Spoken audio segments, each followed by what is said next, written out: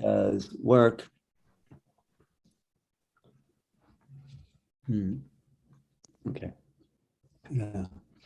Welcome to New Realities and this very special broadcast of a Morphogenesis forum about the evolution of the human being and consciousness and how we're going to move out of this space that we're in of an old paradigm into something totally new and unknown. Marianne and Leah has put together this whole show. And Marianne, why don't you explain what we're doing here today? Sure. Thank you, Alan. I'm so thankful to everyone who is joining us here on the Zoom room and virtually around the world. This is a special webinar about the morphogenesis and the return to our divine blueprint, which is so needed in our current modern day times at this time. So we want to just ask, we have Igor Galibov with us and Alan to kind of just speak a few words before we begin. Alan? You want Igor to speak first, you're saying? Do you want to just lay out what we're doing? Okay. Why don't you just go over the whole program first and then... Sure. So we have an amazing presentation by Alan Steinfeld himself about the forces of evolution and the morphogenetic process that is currently encapsulating our planet at this time. We have amazing presenters with us, Phil Gruber, Geraldine Orozco, and Marina Seren, and Igor is coming with us, and as well as Neil Gaur and Jodi Serota will be doing a beautiful, beautiful prayer at the end.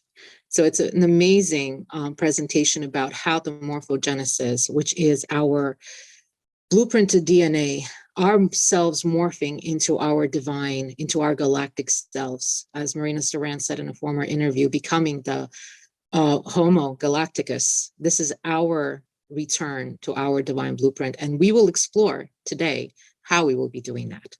Thank you. And why is this so important to do now? I'm just curious. Why you? Because as we are getting ready to make contact with our galactic friends, as we are getting ready to continue shifting in record numbers at this time with everything that's happening around the world, this is such an absolutely incredible presentation to let all of us know how we are able to ourselves morph into our own morphogenesis, recreating our own divine blueprint and rewriting our story, as it is so important at this moment.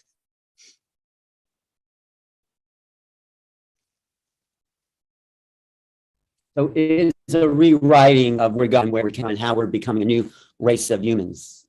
Oops. That's right. Okay.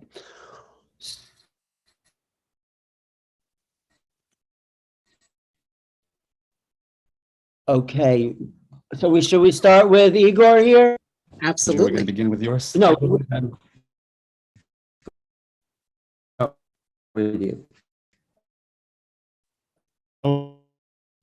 Yeah.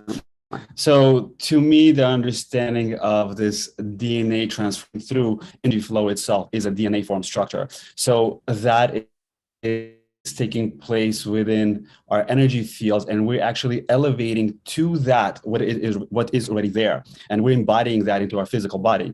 It is an important time frame where I believe not only as humanity moves in, but other dimensional beings are coming in and then merging into this DNA structure that we are existing in. This is happening in our children. This is happening in our everyday environments as we start to see these transformational moments. For me, I can speak very easily that my children, I can see that happening in my children. And not only that, our DNA is changing through our beliefs and our actions, but also we have these outside forces that are implementing and working with us to make sure that our DNA and their DNA is kind of preserved. So it's becoming a unity of the universes into this world that we are existing in. A very simple story I can tell you, I woke up one time on a ship where my kids were laying there as well, and they were injecting a violet color into the energy field beyond that kind of triggers this. This is the environment that she comes to experience life. So that it was, at first, it was very kind of like, wait a minute, this is happening against my will. And I kind of just like, wait a minute, there was a level where I think, agreed upon this. Let's see what happens. As few years went by, I noticed that my youngest daughter, she does not respond to things unless they are coming from the heart space. Her DNA is completely programmed to act and react if a person is in their heart space. If in school their teacher does not come from that space, accept of anything. So this is basically our DNA being programmed to accept only from the space of the heart. And it is very interesting to see these things happen in our own reality, as well as happening in other people's reality. So I just kind of wanted to share that from that perspective of what I have experienced in my own reality. And obviously through our everyday environments, our belief systems, our emotions, and our emotional state plays a big role into our physical body itself. As we elevate that, our physical body also changes in the DNA, because from what I feel within myself, it is the rotational spin of the electromagnetic field within the body, not only outside of the body, that increases, that can sustain the vibration of the higher dimensional experience of the soul. So, Alan, would you like to say anything? No, I have a whole presentation. So you finished? Perfect. Go Are ahead. you okay? How is the sound on that, Mariana? Wonderful. It's wonderful. Okay, it is good. Okay, I'm just going to put And my Igor, very thank special. you. Thank you so much. That was wonderful. Thank you. Yeah. Yes, I'm glad we have such a real beautiful assembly of leading edge thinkers really here. And so Igor sort of laid out what the spiritual dimensions of that morphogenesis is, but I'm going to go, and this is something I haven't done before, so it might be a little rusty. It's based on a paper I wrote for my master's thesis. It was not part of biology. It was a biology class. So I wrote this paper on my theory of evolution, which includes, of course, morphogenesis. So this is, let me just pull up my PowerPoint. And I just put this together because I had to dig up my paper and find it and put it all. So it's going to be a little bit biological in form, biology based. So let's just play that. Wait, okay, I think I have to pull this up and then go. Okay, I'm going to share my screen now. And let's just see. Here we go. Okay, let's just see. Do you see that on the screen there, my PowerPoint? Yes. Okay, and then I'm going to go to there. Beautiful. So here we go. Morpho, we're talking about morphogenesis. So morpho from the Greek for form, genesis means the birth of something new and previously known. The central question in science then, what is the process of evolution? What is the process of creating new forms of being? So that's really what I want to address here. So it is a little rough, but the study or the genesis of new forms is called morphogenesis. How do we create something new? So is this being created from the internal, the external? And I quote Schwaller de Lubitz, who said the riverbed was shaped by the river. So there's some interaction with the external field that shapes our form and our morphology. The way sound shapes the ear. He was a mystic Egyptologist. Light shapes the eyes and forms. These physical forms are energetic containers. That's sort of where I'm going with all this. But the hard questions of science is, how did creation begin? How did life begin? How did intelligent life begin? And there is no theory of morphogenesis or the real mechanisms of evolution. I'll go into what Darwin says, which is sort of the closest we've had. But evolution is how one species transforms into another. And I think this is what you were getting at, Mariana, as we go from, right, Homo sapien to Homo galacticus, we are becoming a new species. And what constitutes a species is sort of a breedable entities, entities that can breed and reproduce with one another. And if you're not in your species, you can inject, you know,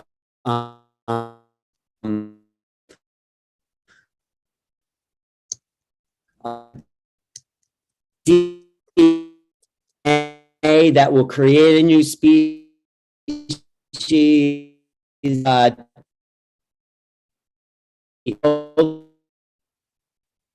Is just with the same species.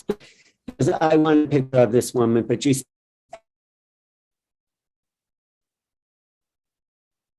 evolution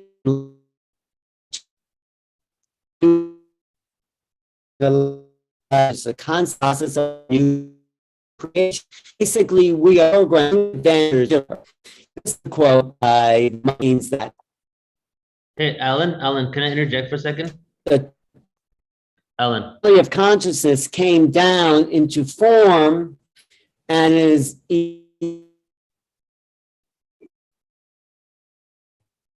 Alan, you there?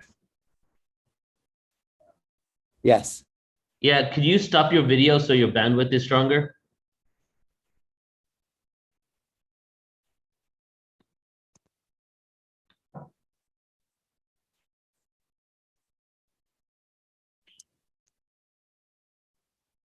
Mariana, I think he left the room. I think he got kicked out. Oh boy. Oh. He's back. So, I think so. So while we wait for Alan, Neil, would you like to jump in and say a few words? Yeah, well, I think he's coming back right now. But what I'll say is, I love everyone. That's what happens when you're in the world. Right? Hey, Alan. Yes. I'm going to change. Switch your video off so your signal's better. There you go. Okay, let's try that. That better? Because if it's not better, I'll change locations if that might be better, you know? Yeah. No, it seems fine right now. Can you still see that? No, All right, here we go. Okay, so what I'm saying here is there's the evolution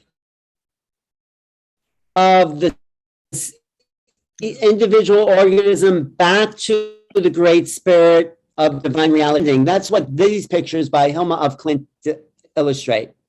There's the coming from the source into matter, that's called involution. And then there's coming from matter back to the source. These were painted in 1909, and she didn't know anything about biology, this Swedish mystic, Hilma af Klint. So in the central sun here is the source that is where we descend and evolve from.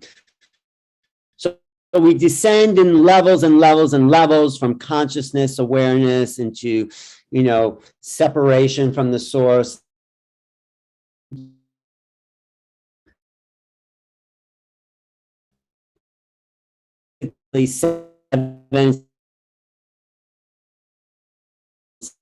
12 different levels, and then evolution of our consciousness. And this goes through many forms. Some people say our evolution in consciousness starts as a cell, and we go back. Idea is of consciousness. And this goes back to, how is my sound now? Did I lose you? Neil says I should move. Well, I think you should move because you're okay. Why don't you're going in and out, Alan? Okay. Listen, I'll pick up. Why doesn't someone go now, and I'll move locations and give me about 15 minutes. So Mariana, why don't you just call on somebody, and I want to go to a more stable location, okay? Okay, no problem, Alan. You got it. Okay. So Okay, go Neil, ahead. So maybe you could take over now. And I'll come back. Okay. And okay, I'm gonna shut this. Okay, Neil. You can go. All right, I'm gonna tap dance for a few minutes. Well, how's my sound? Because I have low internet too, but I'm good. No, your sound is perfect. You're Okay, great. okay. Well, what we'll do is I don't really it's been a long day for me, so I don't really feel like sharing anything that's intellectual in this moment. But I do want to breathe with everybody, and I feel that we can just set the energy real quick and expand our auras and encompass the planet, you know, with this frequency and send it out into the cosmos, into all the intergalactic families.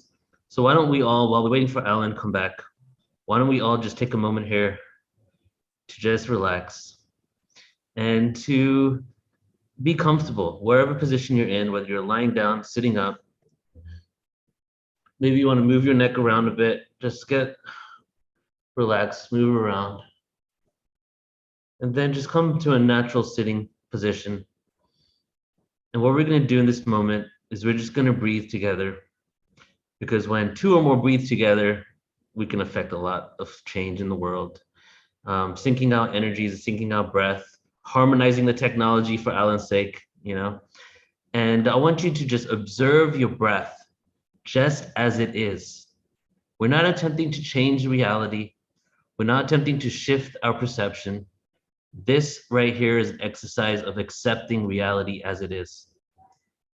So you're just going to breathe normally, in through your nose, out of your mouth, in through your nose, out of your mouth. And see if you can feel the sensation of the air just touching your upper lip as you're breathing through your nose and out of your mouth.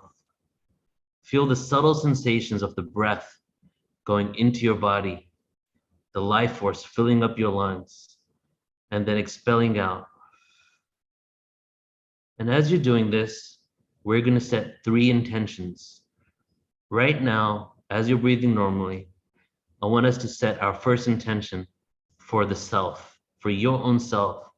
What is your intention? What is it that you want for yourself? What would you like to cultivate? What would you like to experience? How would you like to feel? Is it connection? Is it self-love? Is it a release of anxiousness? What is your intention for yourself? It could be practical. Do you need some guidance in some way? Do you need some assistance in some way? Are you calling in support? So as you're doing that, just take a moment here. And now I want us all to take a deep breath in with that intention. Deep breath in through the nose. And let it out of the mouth. Another deep breath in through the nose. And let it go. One more time, inhale deeply. Exhale. Now return to your natural breath. Just continue to breathe as your eyes remain closed. And now this intention, we're going to set for the entire planet and all creatures on it, humans, animals, insects, everything on this planet. What is your intention for the collective of planet Earth? What would you like for Earth to experience? Where would you like for Earth to be? What is it that we may really need to manifest on this planet for the betterment of all of humanity and all of the creatures on this planet? Continue to breathe normally as you set this intention. And just know that as we all breathe together, all of our collective intentions are amplifying one another. Imagine that your intention is exponentially increased by all of the people tuning in now and all the people who are tuning in the future. Continue to breathe normally, really focusing on the inhale into your body and the exhale out of your mouth. Feel that breath. Feel your breath. And as your intention is set, let's all take a deep breath in through the nose 3 times again to send that intention to the cosmos. Inhale. Exhale.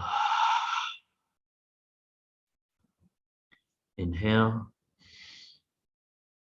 Exhale. Inhale. Exhale. All right. We have one more to set. as Alan will probably be back with us soon. Now, this intention is for the multiverse, everyone, okay? Not just the universe, not just the galaxy, but for all the atoms of universes that exist within all creation, all parallel realities, all simultaneous times. This is for the collective harmony of all that is, for the original intention of the want to experience everything in all forms. Now, as you breathe normally, in through your nose, out through your mouth, just breathe normally, focusing in on your breath. What is your intention for the galaxy, for our galactic family, the multiverse, the universe? Do you want harmony in the cosmos? Do you want awareness spread through the cosmos? Do you want remembrance of all of our incarnations? What is it that we can create in this infinite experience of us, of all that is? We are infinity experiencing itself infinitely. And breathe it in, breathe it out. And remember, as we take these next 3 breaths, we're all contributing to each other's intentions, and we're amplifying it exponentially, sending it out in the cosmos. So on your next exhale, we're going to take our first inhale deeply into the nose, fill up your lungs, inhale.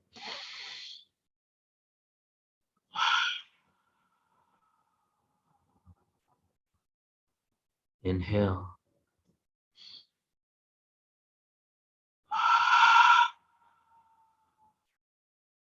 Inhale.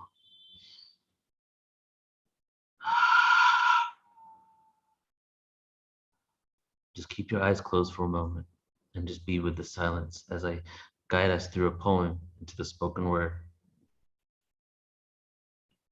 Meditate and levitate. Waves of frequencies resonate higher. I'm connected to the provider. Source of cosmic energy. We're going to be one single entity. Expansion remedied. Oneness must breathe. Exhale and let free. Consciousness to be. Experiences of you and me. Souls of interdimensional beings to feel, hear, and see this third-dimensional planetary existence. All time can be found in one instance. In this realm of linearity, atoms in anarchy, quantum polarity, the epitome of creation. Facing our egos, acquiring patience, waiting to let go of our nations and join the federation of souls that will take us to the 5th world. One more inhale, everybody. And let it go.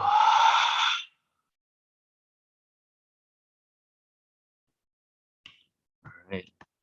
Whenever you're ready, let's go ahead and bring ourselves back to the present moment.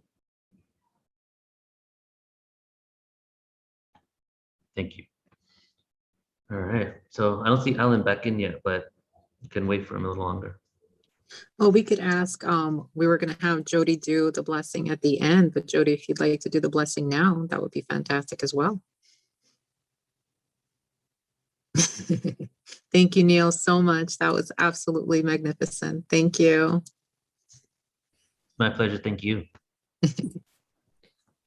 Everyone, close your eyes and take a few deep breaths.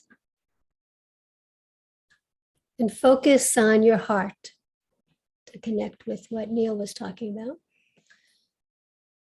And as you breathe into your heart space, feel your own morphogenetic field within your body, the structure of your body, the structure of your molecules and atoms, of your soul within your body. And as you breathe, feel that energetic experience of your physical body. There's the soul in your body, then your own body itself, as if it's the container. I think Alan had mentioned that before.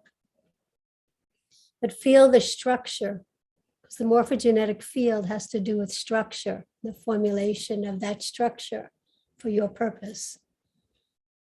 And as you breathe, feel yourself expanding your heart center. And know that that's the energy of love, the source that we're all coming from. the source that we already are. And again, as Neil had mentioned, we're remembering who we already are. So we're already becoming back to the structures of who we are in physical form, in our soul itself, our body, our individualization of ourselves, individualized in a sense, understanding that in human form, for what we came here to express through our fields of our energy. So the energy of the inner structure and then the morphogenetic field that we emanate. It's like a lighthouse, you emanate, but it's a love house. You never unplug. You are filled with that love, that light. And as that's emanating, your own structure, your molecular structure is emanating within and without, forming the field around you, the emanation of more of who you are, combining the energy of knowing, of physicality, as well as your etheric energy, which you are already. This is just one incarnation in a physical form, on a physical planet, with other people, not just people, not just humans, animals, insects, again, like Neil had mentioned, that we're here in collaboration with all. But we've forgotten and we became individualized to a point of forgetting our fullness of our own morphogenetic field that continues out into all dimensions. It continues out from where we came from, where we're coming to. We're realigning with the truth of who we are. In a way, we're morphing back to the original form, the original structure, the innate structure of who we are in every form that we take. But our original form is that field, that source energy. And with that, we tap into the collective. But when we tap into the collective, especially now on this planet of human experience, well, actually the earth itself and all inhabitants, many of us are tapping into all the fear and the anxiety and the survival nature. So we want to tap into the morphogenetic field that everyone has, that we're all part of that greater understanding, whether it's on the earth, in the earth, on the earth, beyond the earth, whether it's connected to the star systems, the planets, and beyond the beyond. Whether we're starseeds, hybrids, indigos, walk-ins, or whatever else we could possibly be. What we all really are in that collective morphogenetic field is love. It's an all-inclusive frequency. So we want to tap into the highest understanding of that field. Not that there's a lower understanding of some of that, and that comes from karmic patterning, karmic reactions to things that we've been through, filters that we've created around ourselves, which gave us a perception of being separated. We maintain our individualization in our own particular structure of our soul in what we intended to be in this incarnation. But we also, the innate intention is love. It's an all-inclusive frequency. If it's a different tone or it's like a different tone of something, or if it has any conditions, it's not the same frequency. So it's not love. It's an illusion of that. So as we breathe and we emanate, we start to emanate and feel our own energy around us, emanating but staying within the body and feeling the connection to the body. So the structure is within the physical and the etheric realm simultaneously. We're here to bring the energy of the physical as we raise that frequency to meet the higher frequency of our souls, and then to emanate that out, but to connect not only on the earth plane, but to connect to all the different dimensions, time frames, metaverses, and beyond. And as we do this, we're connecting to a greater understanding of the morphogenetic field of all that exists. And the energies, I work a lot with sound and channeling, but also sound and working with clearing karma, but the energy of the vibrational languages that come through are to help us to remember who we are before karmic patterning began on the earth in relation to the stars, the planets, the beyond, and all the beings that exist in all different dimensions and time frames and throughout all time, space, and dimensions. So as we're talking about the morphogenetic field now, the entire field, we tap into the higher field with, that's all love, and that's an integrative energy. So as I bring through these languages help to redirect our structures back to itself, to remember that truth that already exists.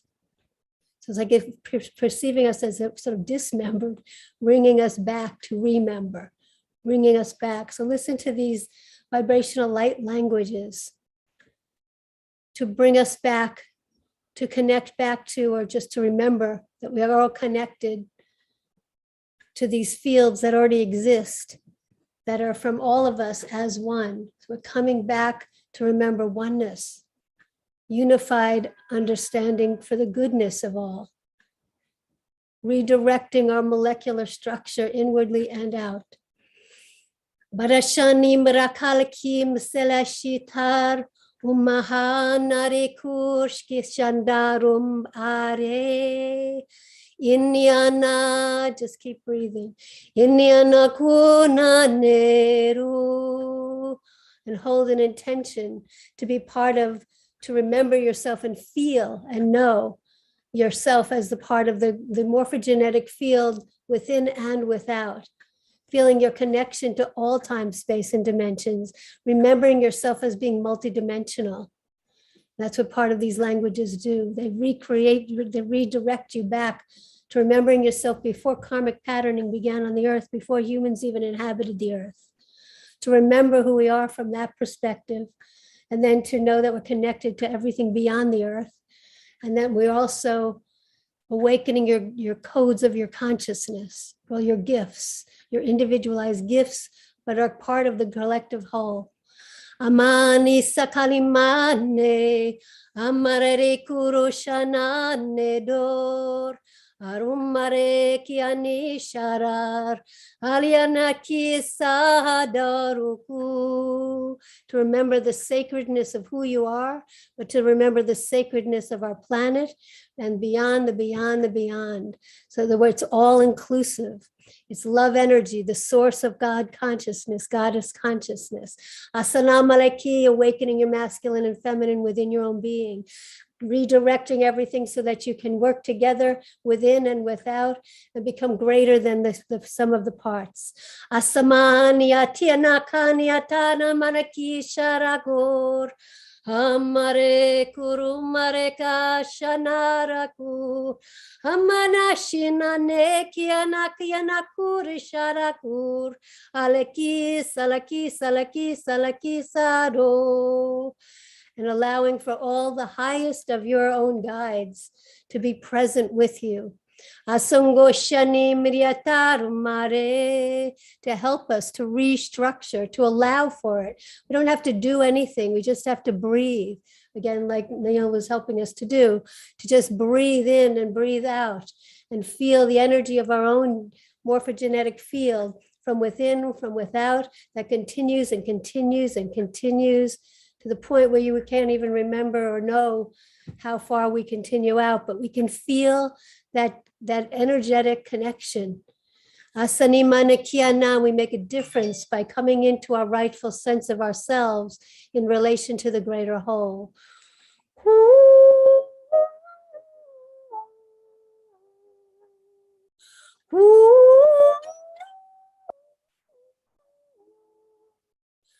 Anan hepeketo ni palaki nondo tikarakita tokorakita arabari shataring in marikina makataro maritare avrakina na de kurumana ni shukutungirate tumbarite parakinda pangate umbatyang wang yang inango tingyak yanga tongori tan.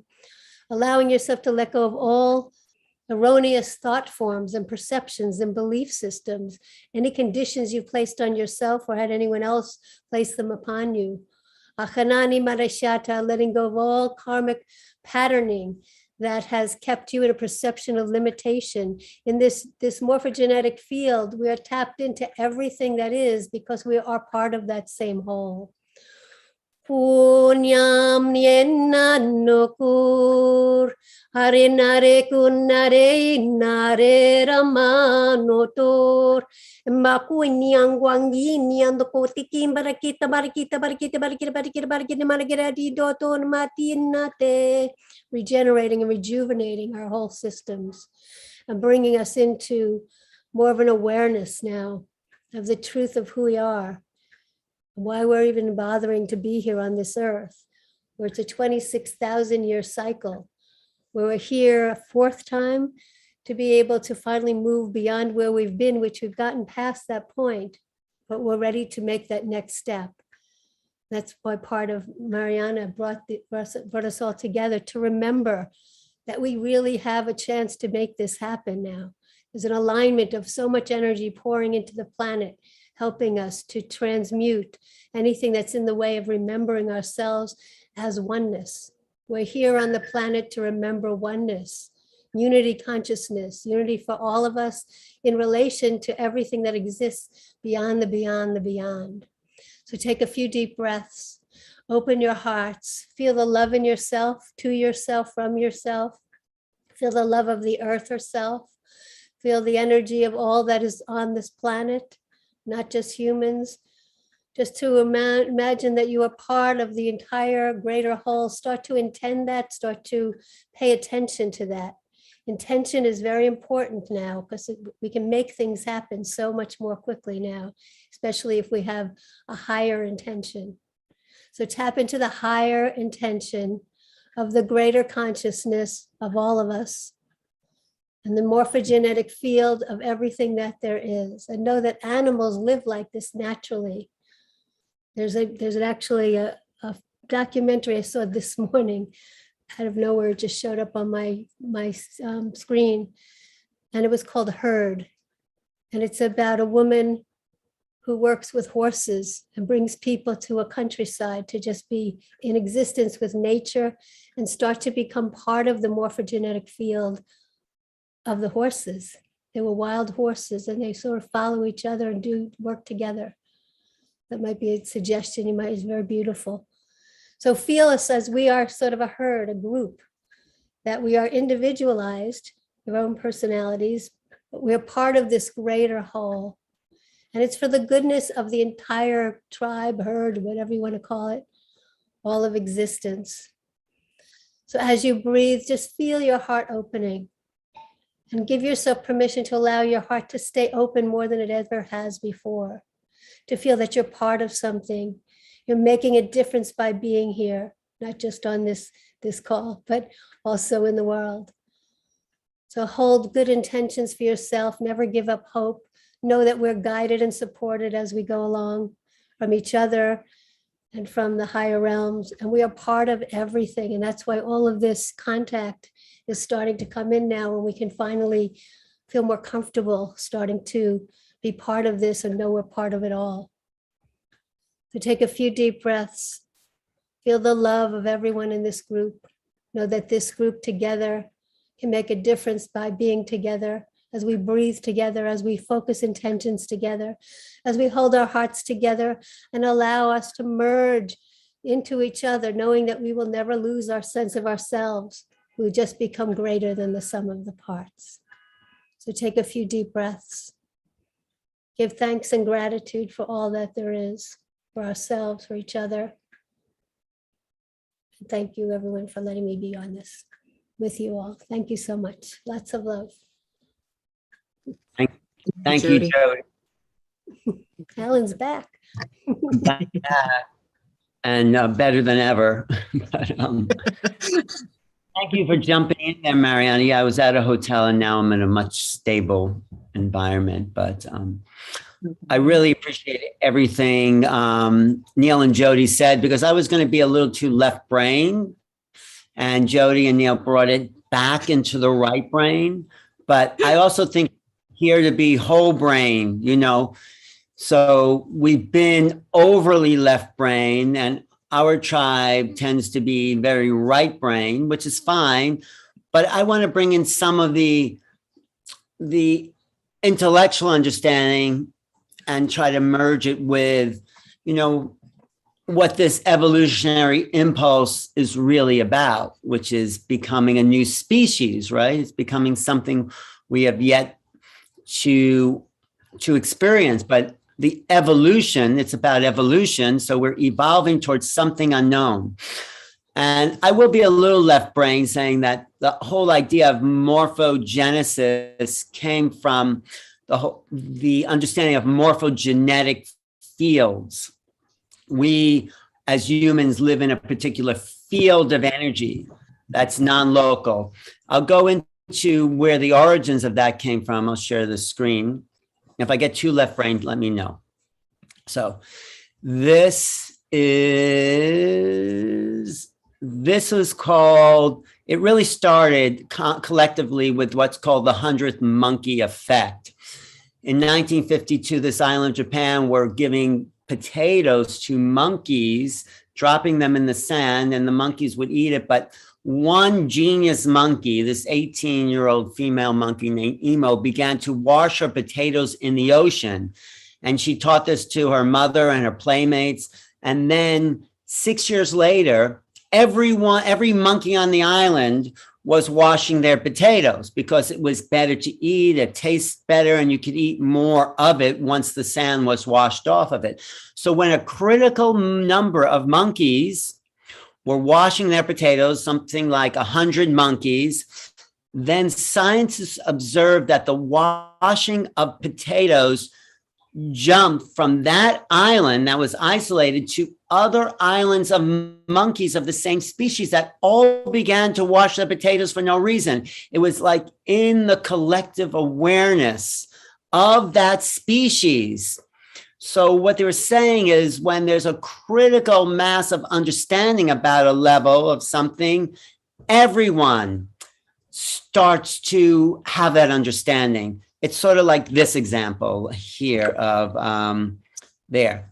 Like give a baby a cell phone and you know exactly what to do. They really do. They come into the field already geared to kind of be at the speed that the, in a way, lowest common denominator is. So children pick up the new technologies much better because they're already born into the field, into the morphogenetic field. It's already encoded into them. So there are three levels, at least, of morphogenetic fields. There's the personal, there's the community, there's the planet, there's more, there's the galactic, there's levels and levels. But as we talk about morphogenesis and species, we're talking about the human morphogenetic field because it's what we're becoming. We're becoming a new species of being. And let's just talk a little bit about evolution. Evolution, Darwin said, was created by random mutation. That it was called the survival of the species. And he said these mutations, the chance mutations, produce some species, some animals, individuals that would survive and others wouldn't. It's the survival of the fittest, the strongest survives. This became social Darwinism. The person with the most power was the best off. And that led to a whole downfall of understanding, a more decent understanding or level of evolution came from Jean-Baptiste Lamarck, but he was ignored. He says there's an intelligence behind life, and organisms evolve because they intend to evolve. Lamarck invented the word biology because he wanted to know the science of life. What Darwin said was not a science. He said it was a random mutation. So basically, in red here, Lamarck said it is the needs which cause the development of certain parts. Intention gives birth to new forms that previously did not exist. While Darwin says the stronger, more aggressive individual wins. He failed to see that cooperation was a more effective means of survival than competition. So this takes us back to really basic biology, So I want to just, are you following me, everybody? Everybody good? Okay, good. Well, Stone is shaking her head. Yes, that's good. Okay. So it is, yes. So let me go back to my PowerPoint here. Where was it? Okay, here we go. Can you see that on your screen there? Yes. Prokaryotes, is that up on the screen? Anybody? Yes. Yes. Yeah, Okay, we you see and hear you. Okay, great. Thank you. So the earliest cells were single cells. They were floated around by themselves for 2 billion years. There were only single cells, and they would take in the carbon from the air of the early forming Earth, and they'd breathe out a toxic gas called oxygen. Oxygen was toxic to these single cells. So what happened was there was a critical point where there was hardly any more carbon dioxide to breathe and was only oxygen, and nature created a new form. Nature created these new cells that could breathe oxygen.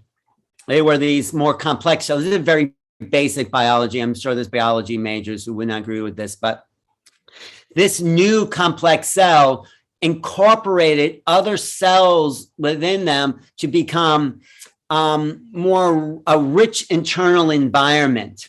So we went from single cells to a much more complex cell that could actually breathe in the toxic gas called oxygen and create new forms. It was this basic structure that started to create multicellular organisms.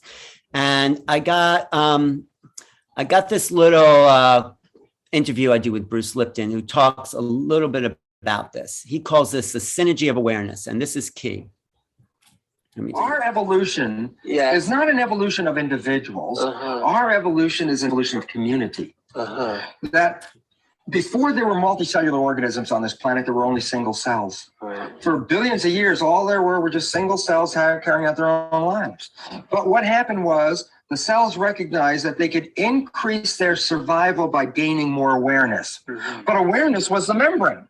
So how do you gain? Well, you can either make bigger and bigger cells, or you can take groups of cells, plug them together, and let their membrane share information. Right, because a membrane will only hold so much, and then it break apart. Right. The keyboard is only so big. Right. So you had we hooked up with other cells. Okay. To create a multicellular organism. So amoebas created us. Okay. But in reality, I am a bustling community of 50 trillion amoebas working in a community, sharing jobs and labor.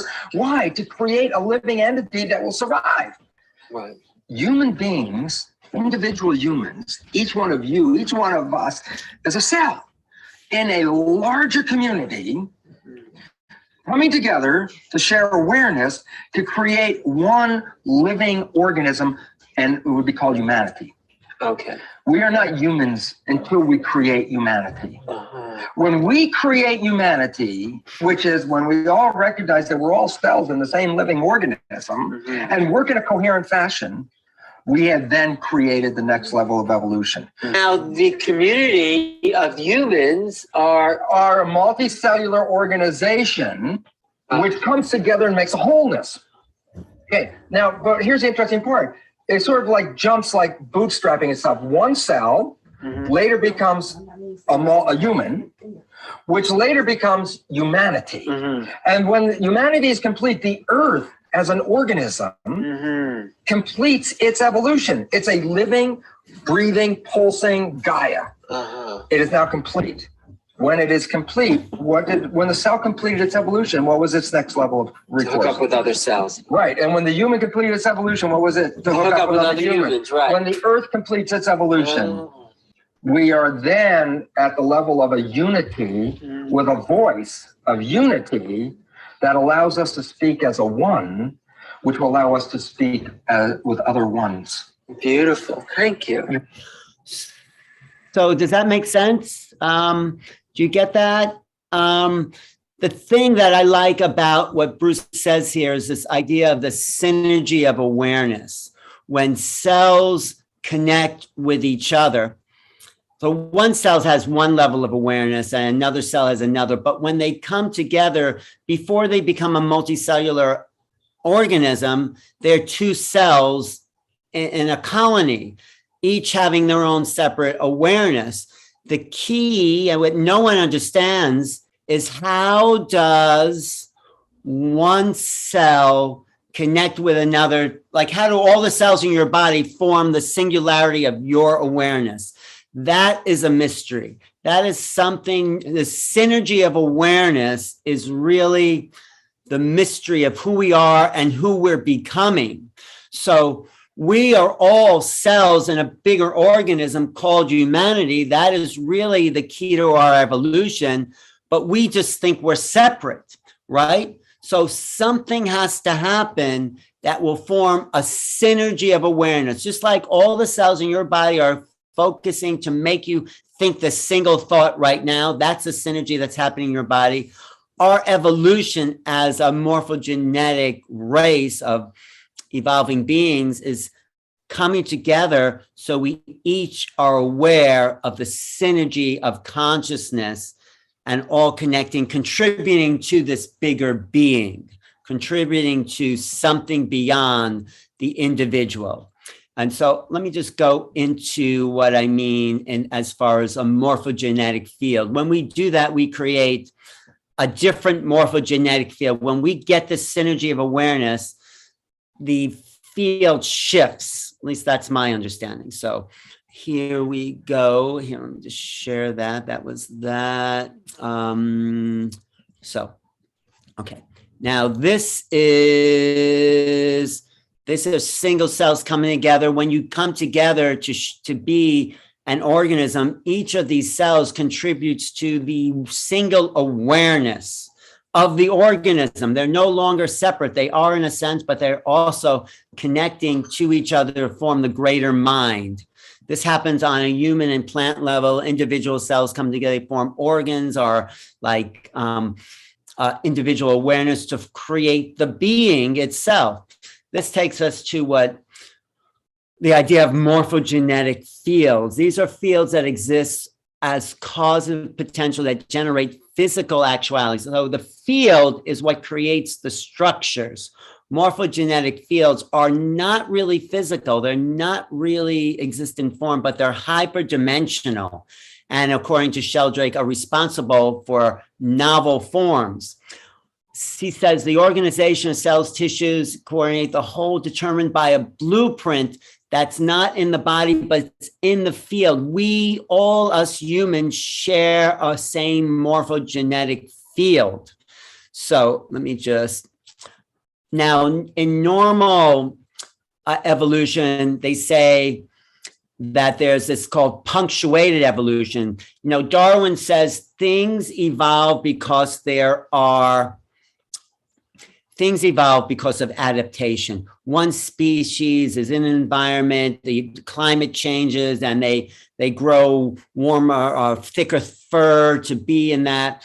But that is just adaptation. That does not create the new species. Science doesn't know how one species becomes another species because they're not aware of morphogenesis or the morphogenetic field. But they do notice in the fossil record that there's these moments where suddenly a new species appears and then suddenly, and there are no in-between species. They can't understand it.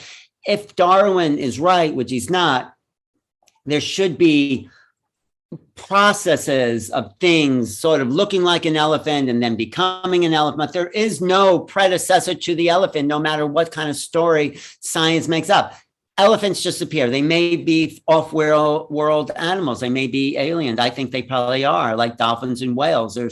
They say there were animals that lived on land and went back into the ocean, but that's a story that science makes up because they can't explain the actuality of mammals living in the ocean. I think whales and dolphins are off-world animals for sure. So I think elephants are. I think there's lots. So, you know, I'll just get to the key here is that like the 100th monkey, The number that goes out for humans to start to contemplate a new form is 144,000. If there were 144,000 of us that knew we were all connected, this would create the genesis of a new race of beings, of a new species of humans. Some people say 144,000, some people say 144 million. Somehow the 12 times 12 is a key factor. I mean, we'll see, but as we do these talks, as we start to spread the consciousness of new beingness, more people start to understand we're part of a greater cosmos. And when the critical number of people realize that we're part of a universe full of life, that there are beings coming here, that will make a leap into the collective awareness of all humans and say, of course, how could we not think that there were? But it takes a critical number to change the morphogenetic field of a species. And some people think that's critical number. So the key factor, though, is not just changing our minds, but what really drives the engines of evolution that Darwin or even Lamarck or even the neo-Darwinists that are talking about evolution is the cosmic energies, the radiation. Now, man-made radiation is bad, and some solar radiation is good in small doses, but not too much. But there is a steady impulse of cosmic radiation coming from the sun. It's coming from the Earth's magnetic field as it fluctuates. And the key factor, it's coming from, at least as far as we know, the center of the galaxy. There are emanations of waves. And I think those waves creates moments of punctuated evolution where one species can take advantage of this energetic effect and become a new species. So this is what we're coming into, with this new solar cycle. There's new galactic waves coming from the center of the galaxy and probably a collection of galaxies. And so this timing is to ignite new levels of awareness within our conscious field to become the new species. This thing just doesn't happen. They happen because of an environmental effect. So I put all this together in a chart here. It's not adaptive change, but there's an emergence of a whole new species. So this down here, if you see is the biological entity with their genes within the field, the morphogenetic field that's related non-locally to all the other biological entities of that species.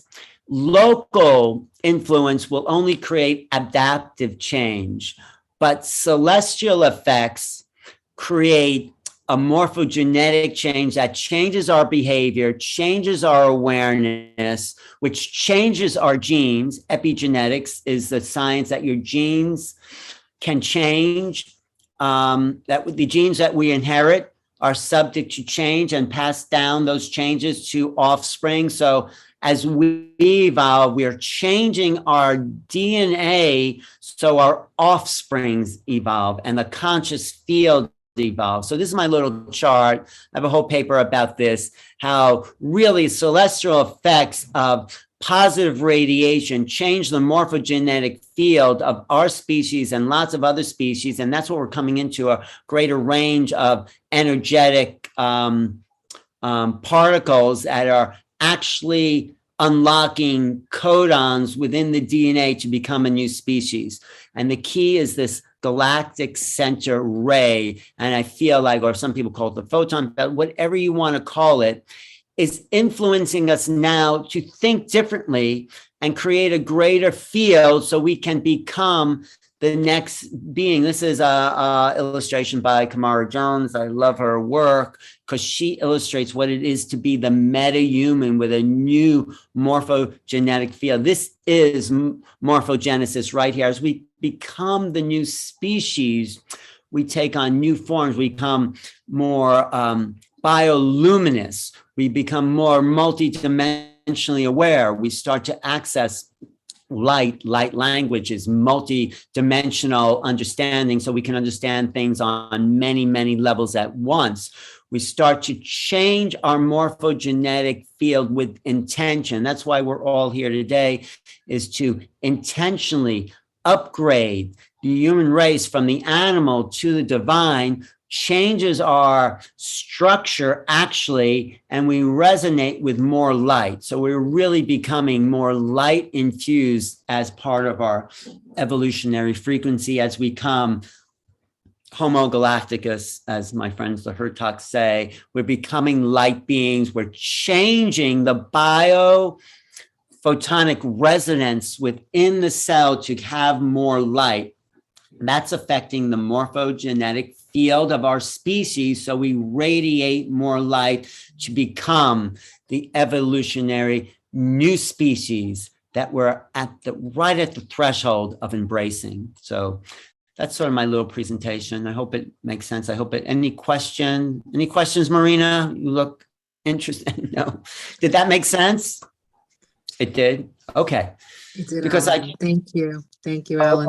Okay. Can you add just one more thing before Marina takes over? Sure. As far as, because since you are the genius and behind the Making Contact. Making contact. My book. Yeah. Okay. Yes. And as I've stated previously before in other interviews, Alan's definitely a big mentor of mine. So I am humbled by the fact that he's doing this. It's an amazing presentation that you just put on. How do our lineages, our star-seeded lineages, fit in to our current morphogenesis at this time? Well, that is a really good question. So as we are more hybridized, as we embrace consciously these beings, as we let them into our field of awareness, our field shifts, as we recognize more possibilities in our conscious awareness, that awareness shifts the field of the species. We are shifting the field by bringing in more consciousness, just like those single cells that gathered together to form a synergy of awareness. They took on a new morphogenetic field. We, as we embrace the other, are taking on a new morphogenetic field that's activating more potentials in our brain and our cells and our light structures. So the higher the interaction, the higher vibrations that we embrace, because that's key to change, is vibratory fields. So and we're on this planet with so many people and so many levels of vibratory field that we don't notice how important it is to keep our vibration high by thinking positive, by loving, by bringing in light, and emitting joy. Those are frequencies that emanate a higher level. And of course, there's other things that bring us down. I mean, I don't want to make a judgment, but people smoke cigarettes, drink alcohol, all that, if that works for them in their vibratory field, great. But for me, it doesn't work. So we're here, like I actually mentioned this, Marina, we're here in a mystery school at this level. We are initiates in the mystery school to maintain the higher vibration, so we can at least be at the forefront of this evolutionary change. So we have to keep ourselves as highly charged as we can through all the energies that are available to us, fresh water, clean food, fresh air. All these help the vibration of our of this biological being, because we're talking about morphogenesis, which is still the embodiment of consciousness within a biological form. And that biological form, as it morphs, it can hold a greater consciousness. So yes, consciousness creates the biology, but biology also accesses the consciousness. Did that answer your question, actually? Absolutely. That was perfect. And I think Marina should add to that. I love Marina to add to that, because I respect where she's coming from. And she is actually someone I feel is at that point of evolution. She is bringing in the evolutionary factors with her openness and her intelligence. So yes, Marina, I'd love to hear from you. Thank you. Thank you, Alan. I enjoyed a lot of your presentation. It was really scientific minded, but also really connected to the heart space. But I think Stone Hobbit had something to say before I start, because she was raising. Yes, Stone Hobbit. I wasn't looking at the chat. Sorry. Stone That's Hobbit, right, please. right.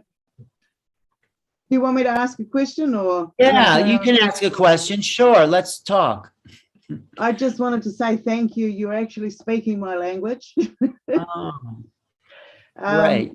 They showed me, I had light beings come one day and they showed me through the structure of the pine tree and the light energies and the, you know, everything that you described. And then they threw me into phlebotomy. So I actually got to see living cells go through, you know, their age progression. And as they got older, they came together and worked as a unit so they could last longer. So everything that you was talking about, I actually physically got to see, and it's beautiful where we're at. Beautiful. Yeah. So thank you for sharing it. Well, thank you for validating, you know, my research and thesis. You know, no one, I was really trying to understand what were the forces of evolution, and no one knew what it wasn't. The Darwinians, because species that change by growing longer necks or whatever, you know, fur, I mean, maybe longer necks, they're stretching into a new morphogenetic field, they're creating giraffes, but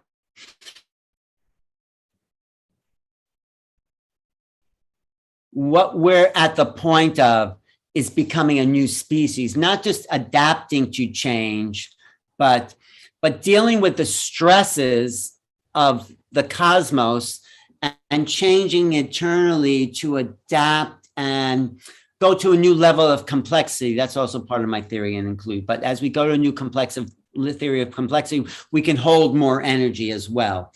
That's part of the key to who we are individually and collectively. So thank you. Okay, Marina, it's all yours. Thank you, Alan.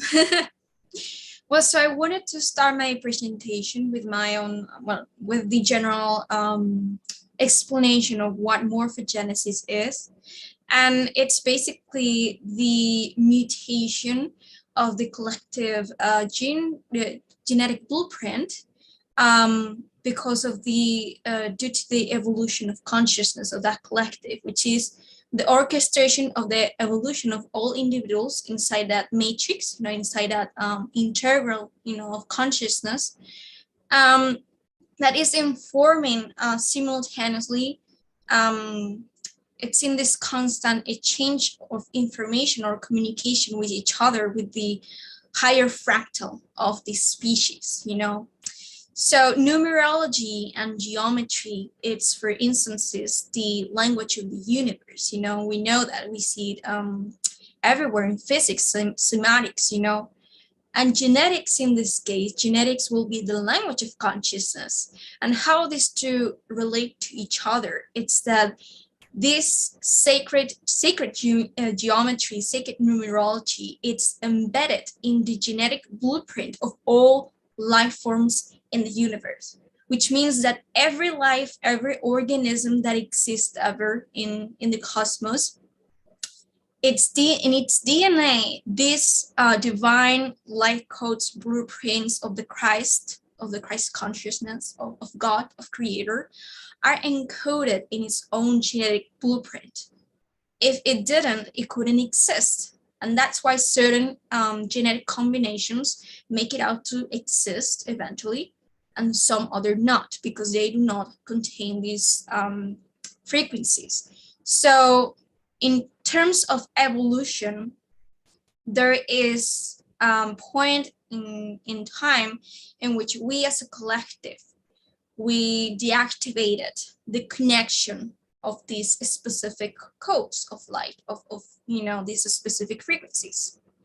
And so right now, because there is the birth of a new cycle of evolution for humanity, the sun of our solar system, it's starting to radiate really specific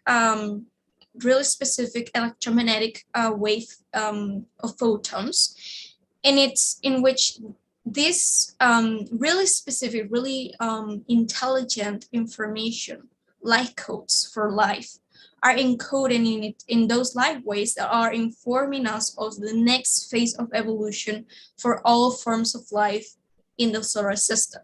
Because the central sun and the sun of our solar system is kind of like the director of this orchestra of evolution, you know. It's like this fractal of the solar system that it's aware of all pieces of itself and thus know what specific information to share, you know, to radiate to all its forms of life, to all its children, let's say. And so, well, right now, it's really also important to make this connection between the genetic DNA structure and other structures of our consciousness, such as Kundalini energy and the brain hemispheres and the poles of the earth, the geomagnetic poles of the earth. In all of these structures, we see this polarity. You know, we see that we have the North Pole and we have the South Pole. We have the right hemisphere of the brain, we have the left hemisphere of the brain.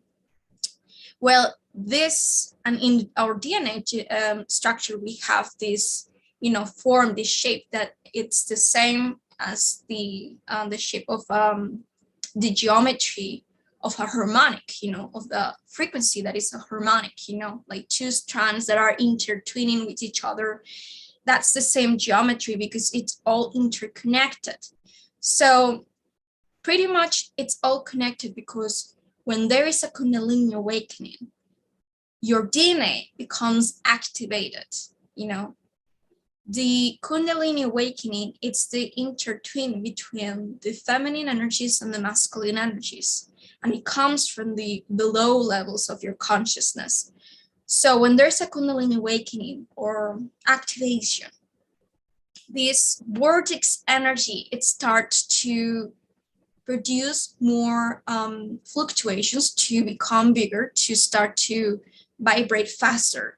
And so, and reach from the bottom of your body to the upper chakras of the chakra system. So this is when the right side of your brain and your left side of the brain are started to mimic exactly those, that dynamic, that frequency dynamic. The left side of the right side of the brain and the left are interconnected. They are connected via harmonics. So this frequency and this frequency, they are always harmonizing with each other to create that experience of consciousness, because without one polarity or aspect of this duality system of consciousness, you know, feminine and masculine, right and left, mathematics, creativity, you know, etc., consciousness will not be possible, because that's the law of the universe. There is duality. Structure needs a meaning, and meaning needs a structure. You wouldn't have a structure without a meaning because it wouldn't exist, and you wouldn't have a meaning without a structure because it wouldn't mean anything either. So both of them needs to contain each other to exist, like a mirror of reflections. So when you are having this Kundalini activation, as it travels across the chakra system to the upper parts of your body, to the upper chakras, the above is informing the below, and the below is informing the above. So there is these two vortices of energies, the one that materializes itself or that comes from the above to the below, and the one who comes from the below to the above. And that's when you see the Merkaba, the structure of the Merkaba, of the merged triangle, and the triangle that is looking at, opposite, to the, that is straight, because that is how our body is, our energetic body is presented. That's the structure of the two vortices connecting with each other and integrating each other. So pretty much the Kundalini awakening, it's about releasing all negative beliefs or frequencies that are not in harmony with your true self in the chakra system as it goes outwards, so that both of those vortex energies can harmonize with each other when it comes to harmonics. And in that process, the hemispheres of the brain, the right and the left, start to harmonize. And that's why eventually consciousness began to understand itself better. Because when there's a harmonization, a perfect balance between the masculine and the feminine, the right brain and the left brain, you can see, better the structure of your own consciousness, of the universe, because they are reflected, they contain each other. Both polarities create each other in order to exist. So you see, that's why you see that the pineal gland system start to become activated, because the pineal gland, it's in the middle between these two hemispheres, and that's when you open your vision and you are establishing these dynamics in your consciousness, in the expression of your consciousness, in which you start to become aware of the outside as you become aware of the inside, because again, those polarities contain each other. So there's a point in which these feminine and masculine energies of the Kundalini, once they become integrated, there can be presented another strand of energy. And that is exactly what a third strand will represent in a DNA that has evolved eventually to become to this level of integration of the masculine and the feminine. That's why there are beings that have 3 strands in their DNA eventually in the future instead of 2, because this level of duality and polarity has been transcended, has been integrated. So that's what may happen, will eventually happen in the future, that we will acquire a 3rd strand in our DNA. And so talking about, for instances, the becoming of the Homo galacticus, well, that event, it's like another step in evolution, another a repetition of the step that you go forward when you start your personal awakening, because it all goes in cycles of energies. And the structure of existence, it's presented itself in all levels of consciousness, because consciousness, it's fractal, it has many layers, it's multidimensional. And so the structure above, it's the same as below, and in all levels, it repeats itself. It's the pattern, it's the structure. So when an individual eventually gets to awake to who they truly are, they do it by reflecting with those individuals that are present in their own collective, as well as the ones who are below. There is those dynamics of exchange of information going on for the purpose of, eventually getting the reflections that you need about what aspects of yourself you're holding on to that are not in harmony with your true self, so that you can tune them, so that you can release them, you can harmonize them, and then become harmonized with the outer reflection of yourself, which is your own collective consciousness, your own species. So when in a species, this eventually is done, when you become integrated with your own belief systems about who you are in terms of your own collective, which is one of the first scenarios that you're presented to make this expression of consciousness, then you experience the reintegration with the collective consciousness of your own species, of your own race, so that you can then continue this exploration of consciousness and this process of integration of your own self, of more who you truly are, but on a higher level. And that is what the Homo galacticus it's about. When you are actually operating in a 4th density consciousness, because you have actually achieve that level of awareness that you are one with your own collective consciousness, with your own species. Now you become the Homo galacticus, because now you're ready to continue that same process, but with other species that have also achieved that level of integration and realization about aspects of their own consciousness. So it will be a period of evolution for humanity in which we eventually will be able to interact more consciously with this other consciousness, so that we start to navigate more in higher densities of ourselves that are in tune with our collective consciousness. And so that reminds me of the idea of adaptation of the environment that Alan was talking about. And it's a really important thing to understand. It's the relevancy or the importance of a planet for this to eventually happen. Many people think that a species could evolve naturally in an artificial spacecraft or, you know, outside of the universe or whatever. And actually, the point is that they will eventually be able to survive, but not evolve at all. They need a link to a planet. They need a link to a collective consciousness of a planetary matrix because it's like the perfect scenario or environment for a collective or even an individual to have these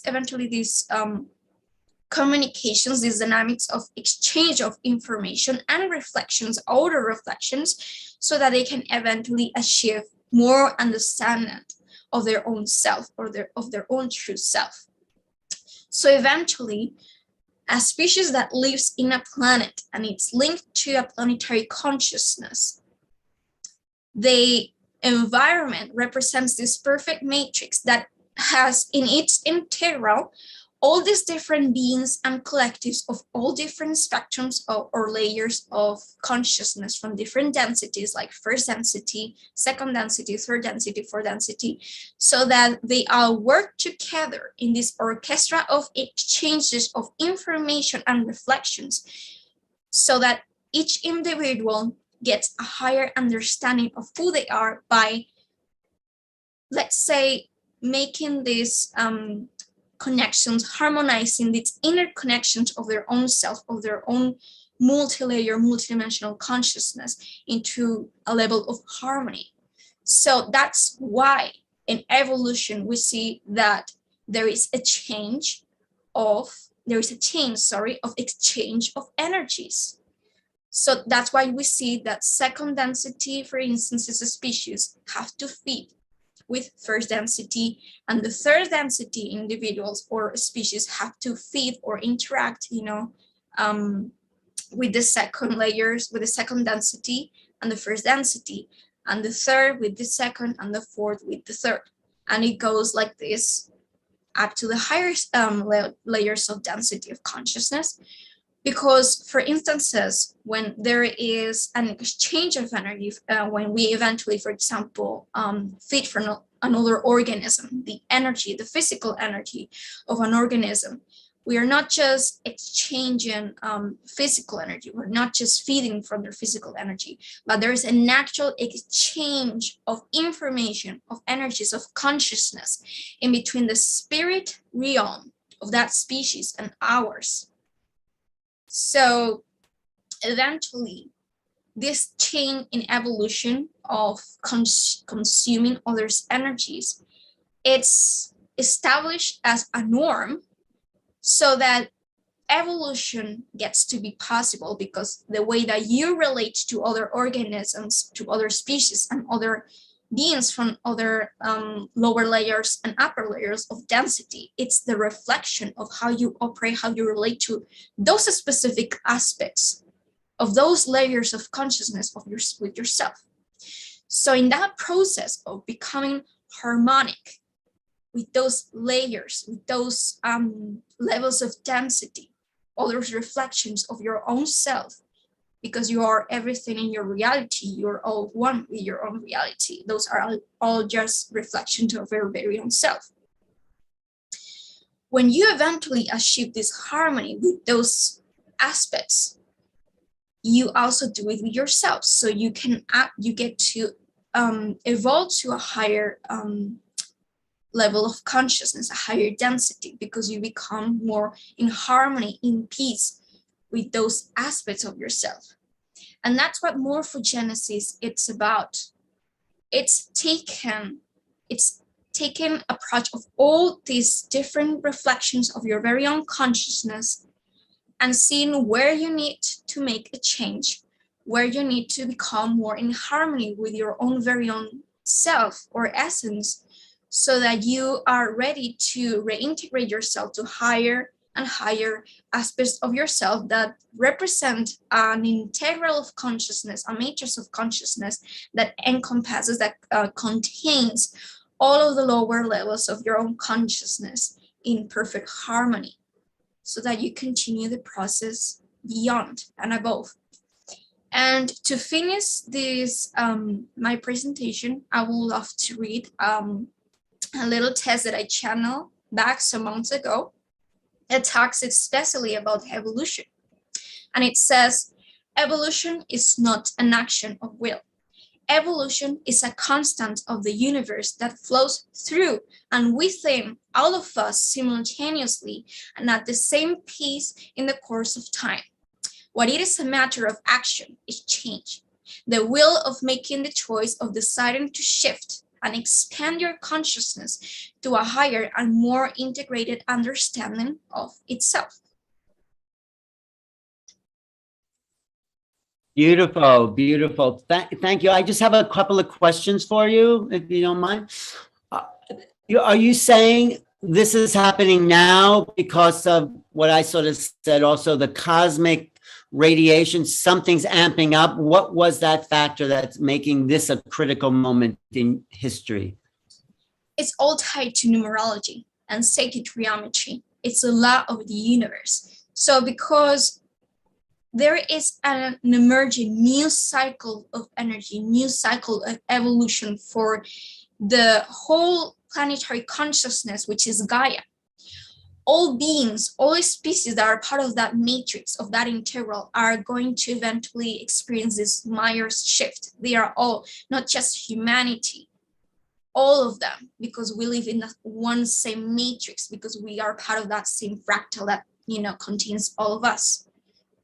So what is the essence of that shift? I mean, where's it? You're saying numerology, like the year we're in, which seems to be a sort of artificial creation, because really there are no years within the cosmos. So it seems like there's more cosmic factors to me, like galactic. Yeah, right. Talk about how they converge together. Connected. That's the point. That even though years, it's a perception, the way that we relate to time, the way that we organize time, this goes all back into the history of Anunnakis, of how they presented the information about how we organize time, how we created our calendars, how we even get to size time and space in terms of minutes, hours, etc. That was not just like something created that we eventually came up with. That is knowledge, that is really intelligent information that it was given by the Anunnaki to us, so that we could relate to the matrix of space and time in relationship with what specific period, what phase of our evolution we were dealing with. So for instances, that's why there is 60 seconds, 60 minutes, because if you see the Sumerians, eventually they use mathematics based in 60, not in 10. You know, right. They gave us this knowledge because they know and they understood sacred geometry and how it relates to consciousness. So maybe you can explain just one thing to me, if you don't mind, this convergence of 10 and 12, you know, those interspersing numbers that seem to be in conflict, that might have to do with the Anunnaki versus the other mindsets here. You know, the 10 and 12, like, you know, December means 10, but it's the 12th month. And so there's this shift from base 5 to base 6. And there seems to be this time conflict within the counting cycle that is this, you know, we're moving from 5 to 6. So talk about that a little bit from your understanding. Sure. In my understanding, the fact that we use the 12 instead of 10 or eventually 13, it's because the Anunnakis understood that, or wanted, some of them desire, that we were trapped in the third density, in the third dimension, which is carbon based, and carbon, it's the number 6. Right. So 6, it's all about polarity. It's 3 and 3. It's 3 of one triangle that is looking down and 3 of one triangle that is looking up. They understood that system of polarity, that it was 6. So instead of 13 months, which will mean that we will be in synchronicity with, we will be aligned with the number that represents the end of a cycle. If we look at the Fibonacci sequence, they made it the organized time. They gave us this organization of time, which is 12, so that it will be connected to the atomic structure of our DNA, which it was meant for them to be, it was desired for them to be carbon-based, so that we will be trapped in polarity. And if you look at the zodiac system, we have 12. Right. But eventually some scientists or astrologers are starting to realize that maybe there will be a 13 element in that structure, in that map. It's all interconnected. So we need to understand that astrology, numerology, our own genetics, like all is connected. So that's why there was 12 months. Right. It was given 12.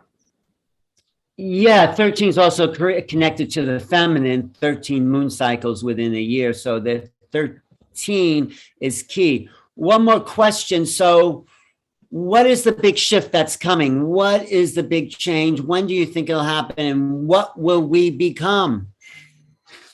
It's happening now. It's a process. It's the process of ascension.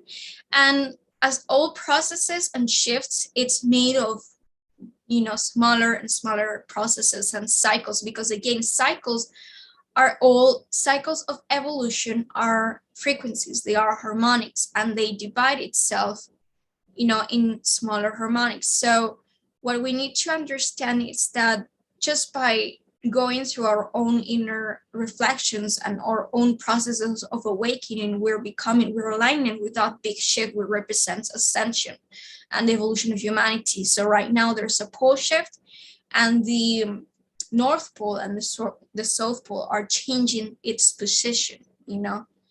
This is connected to all systems, all duality systems, as I was saying, electromagnetic fields of the consciousness of Earth, the hemispheres of the brain, the Kundalini vortex energies, the telluric lines of the Earth, all of it is interconnected. And that's why we are expressing and experiences this changing within our etheric light bodies, our physical bodies, and our mental bodies, and our DNA. So now we're in a process in which we are harmonizing those dualities, those polarity energies, the masculine and the feminine. And that's why we're so connected to the idea of integrity, of balance. You know, we need to achieve that balance if we want to be part of this ascension towards the fourth density. And many people are becoming a little bit confused when it comes to densities and dimensions, because they often talk about going to the fifth dimension, and that is not truth. What they need to understand is that consciousness cannot jump over densities. The next level, it's the fourth density. What it has been said specifically about the fifth dimension, it's that it's a really specific frequency in which the Christ consciousness resides, you know, the non-physicality, the higher mind, the higher self, because it's the time and space relates in a non-linear dynamic. And so it's a frequency of unconditional love. It's a frequency of pure light. And so what we're doing is that we are also guiding ourselves to integrate the fifth dimension as a state of being, but not physically. Our bodies cannot evolve to becoming etheric right now, because for that process to eventually happen, it will need hundreds of years for such mutations within our DNA genetics to eventually acquire, you know, to eventually be able to express. So right now we're heading towards the fourth density and integrating the fifth dimension in our heart space, but not physically.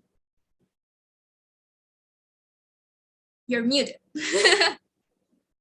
Thanks. That's part of my evolution. But yes, I like that, because it is a progression, but we are at a threshold of something. Some people may call it fifth and maybe whatever, but we're at a moment of change. This is our moment. And So what can we do? That's my last question, really, to be part of that change. What do you think, from your perspective, people can do to evolve in this new morphogenetic field? Well, my guidance will be to ask people to focus, to make a perfect balance between those systems of the outside reality within of them, in the reality, and that reality within themselves. Because what we are experiencing right now, it's a lot of contrast between those who are too focused in their inside and those who are too focused on the outside when it comes to narratives, etc. And the truth is that we need an outside reality that contains a narrative in which we have a perfect scenario to reflect our belief systems in. And also, we need that internal focus to meditate on what it's that we are projecting and what it's that we are reflecting, so that we can, integrate our belief systems eventually, and to create, to mold, to shift to a preferred narrative that is more reflecting of who we truly are or who we truly prefer to be.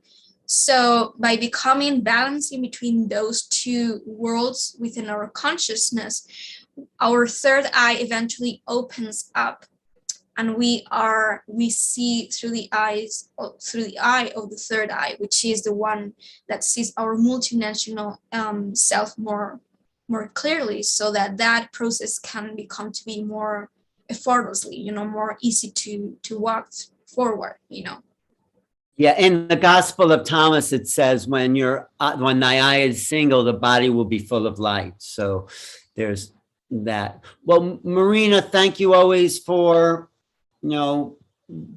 tapping into your inner wisdom and sharing it with the world. Anyone else have a question for Marianna? Anything you want to say?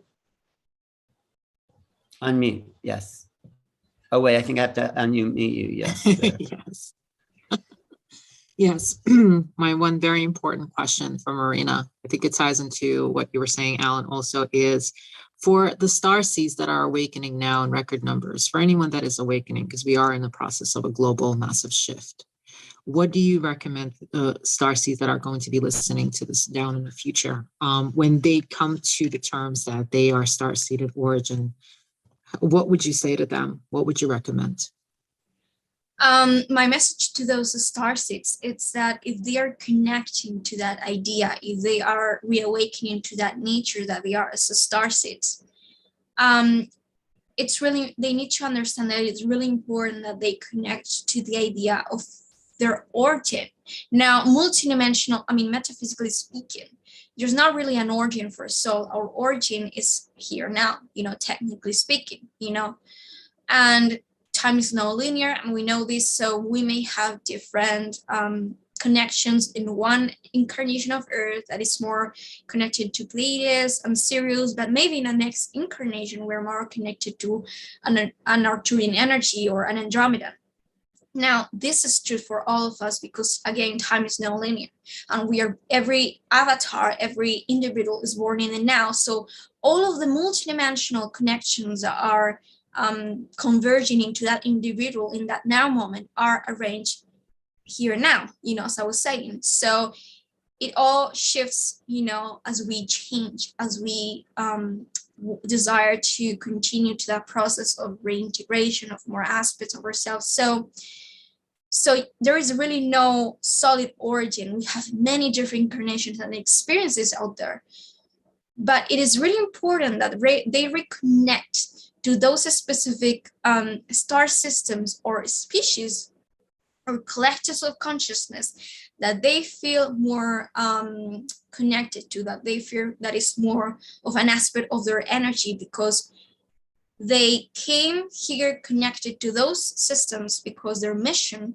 was to bring more of that energy, of those consciousness, of those civilizations and the star systems to serve the process of awakening and evolution in Earth, in Mother Gaia, so that by integrating them as part of who they are, by whatever process that they may choose it, whether if it's by the energy and the lessons that they apply to the circumstances that they have created for themselves to learn from, eventually to expand, with, they grounded in the matrix of the Earth matrix of consciousness, and that's how the whole planet benefits from those specific connections. That's how we welcome more of that energy, and it serves, it informs the planet of more evolved, advanced civilizations that already made that shift, so that we have more, let's say, vision of how to move forward in our own evolution up to those densities. Okay, Marina, thank you. And one last question. And for the children that are already awakened, the crystalline children, the indigo, the rainbow children, the diamond children, what message do you have for the children of today and for the children that are coming in the future, which is all the same, past, present, and future? Yes, well, the children are the representation, the physical and mental and spiritual representation of spirit.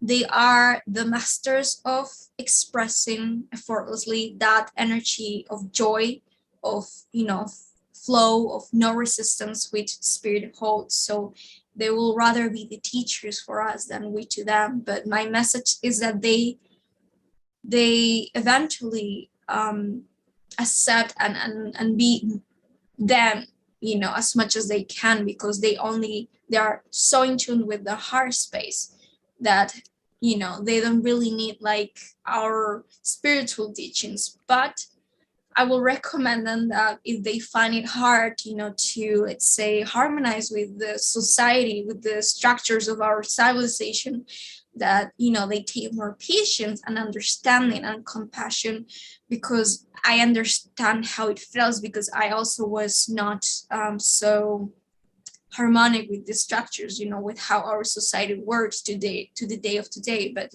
it just takes patience.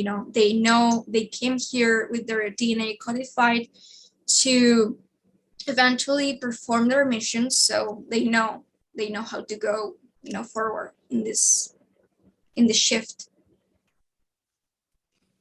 Thank you, Marina. Beautiful. I think, that's something I see you really developing these theses and putting together as a manual, if you want, for other people to kind of study and kind of take as a model for evolution. So why not, right? Thanks. Okay, Marianna, who is up next? Geraldine Orozco. Geraldine, is Geraldine in the house? Let me see. Geraldine's in the house. There she is. I'm going to unmute. Geraldine asked to unmute. Geraldine, thank you. Hi, I'm so glad we have these all-stars here, these people who really devoted their lives to evolution, to conscious evolution. So thank you, Geraldine, Marina, everyone, for being here. Yes, Geraldine, go ahead. Thank you so much. Thank you, everyone. It's been so wonderful up until this point, and I'm so happy to be here to contribute some little information as well. Well, I'd love to share my screen. I'm going to talk about the morphogenetic field from the perspective of how it affects us, how we're affecting us. What does it mean for our holographic DNA? How do we use that information for this evolutionary process? And just give you a little clearer picture as to what it is. I'm a very visual person. I feel like visuals sometimes help us link the dots between how our everyday actions is affecting this collective. So I'm going to share a little bit about that. So let me go ahead and jump into this presentation. Thank you very much. All right, and I'm just going to go into presentation mode, and I want to make sure that, do you see the screen that you need to be looking at? Yeah, we see it. Morphogenetic field, the God self, creation into form. Okay, perfect. Thank you so much. So, very good. So these are the main points that I want to share with you, and I'm just going to show what each one of those actually means. We're going to break it down. So in the morphogenetic field, the human organism is a hologram of self-organized information. And the human organism is, and Alan kind of went into the, what that is. He broke that down a little bit, and I'll go into that a little bit more as well. The human organism is a fractal projection of its origin, of source. So when this source information is becoming fractal, encasing into these physical form that we are, this self-organized information knows how and what to project into the physical form by its resonance. So how we are essentially moving through time and space in order to be encased into this physical form, which is a hologram of this intelligence. An example about how this morphogenetic field functions, it has an intelligence, it has instructions. It's an instruction in order to create the form. And so, for example, experiments that were done to show us that were experiments with a planarian worm, in which they removed the eyes surgically, and by stimulating other parts of the organism, the eye rebuilt itself on its own. And so this is how we are looking at the morphogenetic field as a set of instructions. It's a construct of instructions. There's an intelligence to that without any kind of genetic modification, the organism in itself can create itself. It can create its own form. We also see that with phantom limbs, in that we are, people that lose an arm are able to connect, and it's almost as if they feel that they're moving their arm within the body. There is a holographic network to the parts of our body. So we also see that with our thoughts and our memory, how memory is stored within the body. The memory is not stored in one location in the brain or in one location in the body. It's an entire holistic network of information and data that is being stored. We also see that in pranic healing examples, where we are healing cancer from the physical body, and through the thoughts and the intentions, through that network, we are removing and changing the structure of the physical form in which there is a stagnation of information. We are moving through that, and all of this is occurring through this invisible field that is invisible to our human eyes, but we are able to affect it. It's also the same thing with the fetus in the womb. The fetus in the womb knows how to create the fetus, the form of the human organism. It knows when to stop forming the human fetus, and it knows exactly the time, when the child is going to be born out of the fetus into everyday life. And from there seems to be an order to the evolution and to the development of the organism of the human body. So all of this is really just this really beautiful time and space that we are participating in, but there are certain instructions, and there is an order, there is an intelligence to the information in which we are participant of. So let's go to the next part. So the hologram of this experience that we are participating in, which we call life, the human organism manifests into awareness. So what is occurring from the fractal of source? It is manifesting into its awareness. It's selected collectively by the intelligence of the morphogenetic field, because there is just the way the worm knew how to create that eye, because it knew that the organism, in order for its highest survival, it needed that eye. And so therefore, all of the cells of this organism work together to create what is necessary. So in that same way, we as these human organisms, we as these cells, are manifested intelligently into this major organism, which is the planet Earth, that we are participating as a part of a whole. So our life experiences, in essence, we are selecting them. We think we're selecting them, but we are contributing, and we are participating in an intelligent instruction manual to the manifestation of yourself as a human organism. It chooses the experience which produces the highest potential collective evolution. So every single human organism on this planet is designed genetically and etherically as a whole organism, specifically for the role that assists in the experiences that will contribute to the collective evolution. So the morphogenetic field is an infinite exploration of this collective evolution. This is what we are experiencing collectively and together as we evolve. The morphogenetic field provides the mechanistic instructions, but also an ability for an organism to explore and experience higher forms. So this, in essence, is exactly what we are here to experience through the human experience. And the selection process of experience is occurring simultaneously in multiple dimensions.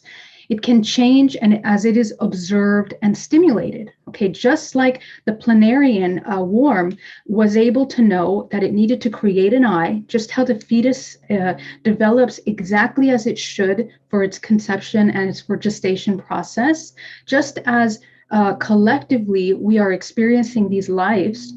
The way we observe and we stimulate this organism, we are creating and we are affecting ourselves, the fractals of ourselves, on multiple dimensional planes. The ancestral memory informs the organism, but just like epigenetic data, it's not a finite blueprint of data. So when this source fractal is creating the hologram of the body, it is attaching to the genetic and ancestral memory. It comes into this organism of the planet Earth, which has its own holographic DNA, the morphogenetic field of the Earth. It's all one field. And within that field, we are introduced into this ancestral collective by resonance. So the organism chooses to evolve through these kinds of resonance experiences. Resonance experiences are then able in all its dimensional expressions. So we are evolving through these interdimensional expressions. So this is how we link our human experience and our interdimensional activity and contact. We are essentially meeting ourselves, our fragments, fractals of ourselves in these dimensional planes. And we are evolving as these aspects of ourselves as well. The human organism has 13 main number of dimensional expressions, and we are moving through that dimensional expression, but there are infinite dimensional expressions that we are part of in a morphogenetic field. It's just this current timeline that we're experiencing in this organism called Earth with the human experience. So the choice of the human organism within this construct defines and changes the collective experience through the morphogenetic field. The morphogenetic field stays, sorry, I can't see that word, stays true to its intelligence in order to maintain highest form, balance, and evolutionary productivity. Okay, please excuse the typos.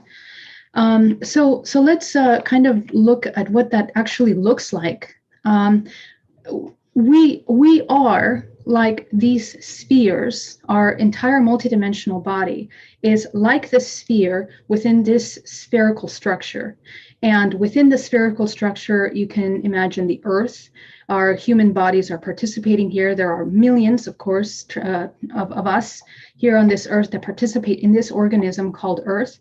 And collectively, within one of these tiny organisms is infinitely that same structure. And this self-similar organization is shown in the entire multiverse, which we participate in. So in this tiny little construct here is, for example, ourselves, and then each other, and then our family network, our ancestral memory, and then the collective memory of the Earth, let's say the Akashic record information data. And then we go into the higher dimensional planes from the 8th dimension into the 13th dimension, where we begin to access higher forms or manifestations of ourselves within those. Again, I'm saying ourselves because, as you can see, we are one organism. There is no separation between us and another. So I'd like to make that very clear, because this is the kind of understanding that we need to have this moment moving forward in order to clarify the focus of the collective as we're beginning to work with the morphogenetic field. Every single one of these planes that our body is, this is exactly how our body looks like. These are spherical planes that are, of course, expressions and holographic projections of each chakra. Each chakra in the system is managing and filtering and processing vibrational frequency from the lowest to the highest dimensional plane. So we actually have less ability to affect through the morphogenetic field the more we are in the lower systems. The second, third, fourth, first, second, third chakras are the ones that manifest the main terrestrial, physical, three-dimensional plane. And the more we stay in those, and the more we are unaware of the higher aspects of ourselves, we limit how much we can actually affect the collective. The more we access the heart, the throat, the third eye, begin to train and clear out the energy and blockages, which are limiting thought forms within the physical body, we can begin to activate and expand our perception. That's what it is, through the integration of those thought forms. Again, we are transmuting, in effect, thought forms of separation into unity. That's all we're doing. How we truly affect the morphogenetic field, though, is by over here, the 7th and the 8th chakra. This 6th to the 8th chakra are the main centers where we actually begin to affect the morphogenetic field, because this is the junction point in which this infinite source is becoming organized and projecting into the physical plane. So if we don't have mastery over these top aspects of ourselves, we will not be affecting, we will not be creating, in a sense. We are counter-creating. And so where we actually have power as humans is to begin to navigate and function and interact in these higher realms, which is happening inevitably, collectively, because of the current state in the universe that we are moving through. So all of yourselves on all these dimensional planes are constantly interacting. And what that actually looks like is like this.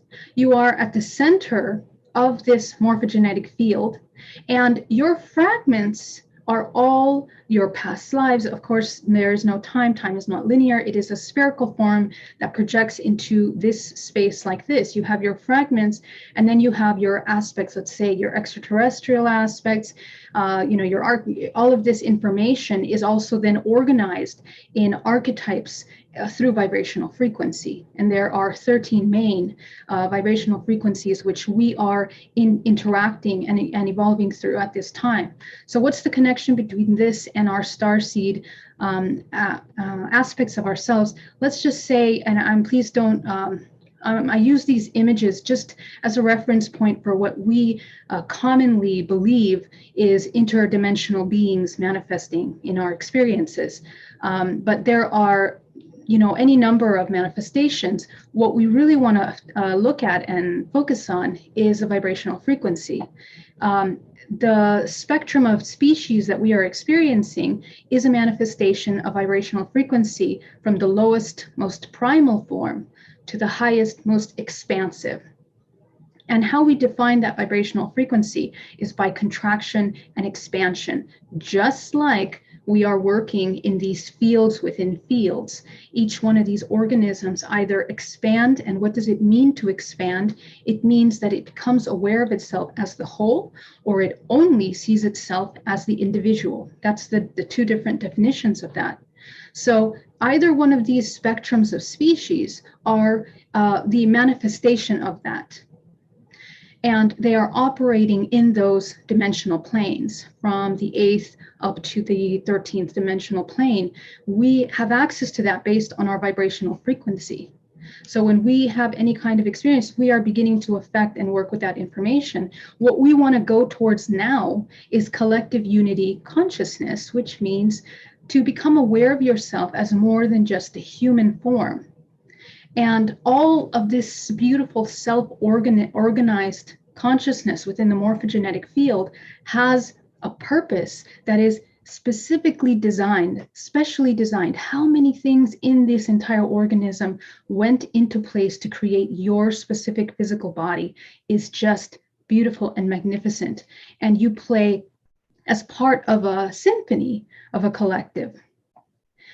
So yourself, as a result of your ancestors, as a result of your parents, all of these things are a culmination of that information. So the physical body is, it's a hologram of self-organizing information again. And as you are a fractal of this infinite source, all of your aspects, all of your families make part of that resonance information that you are a part of. And we are moving collectively, evolving together as that. Just like these groups of birds, for example, it is one consciousness that is moving this collective movement. Just like these birds know how and when to turn or move in order to move the entire whole, and they make these incredibly beautiful shapes. The human race is exactly like that, and so is our fragments. They are moving through this intelligence of the morphogenetic field. We also see this in ants and the organization of their movement and their collective, communication. We see this in bees. We see this in mushrooms, fungi, and trees.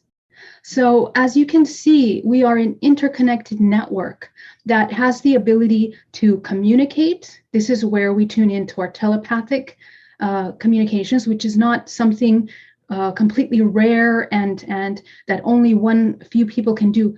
Every single human can do that. And every single human can tune into the intuitive field.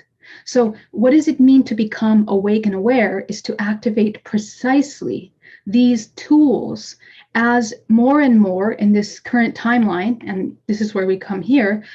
Why is during this current timeline we are more aware and have the capacity of tuning into these higher mind, right? These higher abilities, is because exactly where we are in this moment of evolution. Right now, we are moving through the 13th. So if you take a look at this spiral right here, we are traveling through this gigantic spiral organism. And in this current physical dimension that we are sharing, you and I, we are moving through the 13th dimensional layer. So all of the constructs of our reality are based in this 13th dimensional layer. This is how information self-organizes itself in this current dimensional layer. We have the 13 astrological signs. We have the 13 archetypes. We can see these patterns and this beautiful structure infinitely in all organisms, from plants to how fetuses develop to how the human body is structured. We are seeing this sequence in the manifestation of the physicality of our reality. And as we are evolving collectively, I had a very interesting question from the talk the other day, asking, so does it mean that, in other words, if I don't evolve, or if others don't evolve, that means I can't evolve until I wait for the other to evolve? And that was a very important question, because how we are evolving collectively is actually through this morphogenetic field. We have to destroy the concept that we are physical, because again, you are one tiny part of a collective whole, and your many fragments of yourself are evolving as part of yourself. And so as you evolve, you are affecting your fragments. Your fragments are your family. Your fragments are your friends, your neighbors, everywhere, even the time and date that you were born, the families and the cities that you live in, all of that is designed by resonance. So essentially you are evolving through all of that process, and you're doing so collectively as well as individually. One more thing I want to say about this, that we are moving from, let's say this green color is a lower vibrational frequency into, let's say this white color is a higher vibrational frequency. So this is how we are evolving through the trajectory of this collective evolution. And when we look at our genetic code and our genetic information, it's important to understand what is this genetic information. All of this data within the morphogenetic field is available through the DNA. The DNA is projecting holographically the system that creates your body, or I should say the organism product hologram that you are. Everything from the way that you look, the place you were born, every single detail is designed specifically for your expression, for the service and the purpose of the collective evolution. And what we have in our dark DNA is exactly the instructions of this morphogenetic field, which allows us to access the fragments of ourselves that we are yet unaware of. It's through this evolutionary process that we become aware of these aspects of ourselves. The higher vibrational you are, you begin to see ghosts, you begin to have paranormal experiences, you experience this incredible, invisible realm, so to speak. And it's within that realm that surrounds us, that is constantly moving around us as an expression of ourselves, that we begin to interact with. And in dream time, because when you leave your physical body, when you're dreaming, just as you will in death, you are becoming aware of yourself in all of those dimensional layers. And it's incredibly important to learn how to navigate those, just like you are navigating the physical body in the physical everyday life, because all of those are participating in the collective movement. Now, let's talk about what happens with DNA. And I'm sorry, this was supposed to do something fancy like pop up, and then the two other pictures were supposed to open up separately. But what I'm showing here, let me, I don't have it in presentation mode. So sorry. What our DNA actually looks like is what we see here in the physical realm is this DNA structure. But what happens, I'm so sorry. Is it in the play mode? Is it in the It's actually not, but if I'll just go ahead and show you like this, sorry.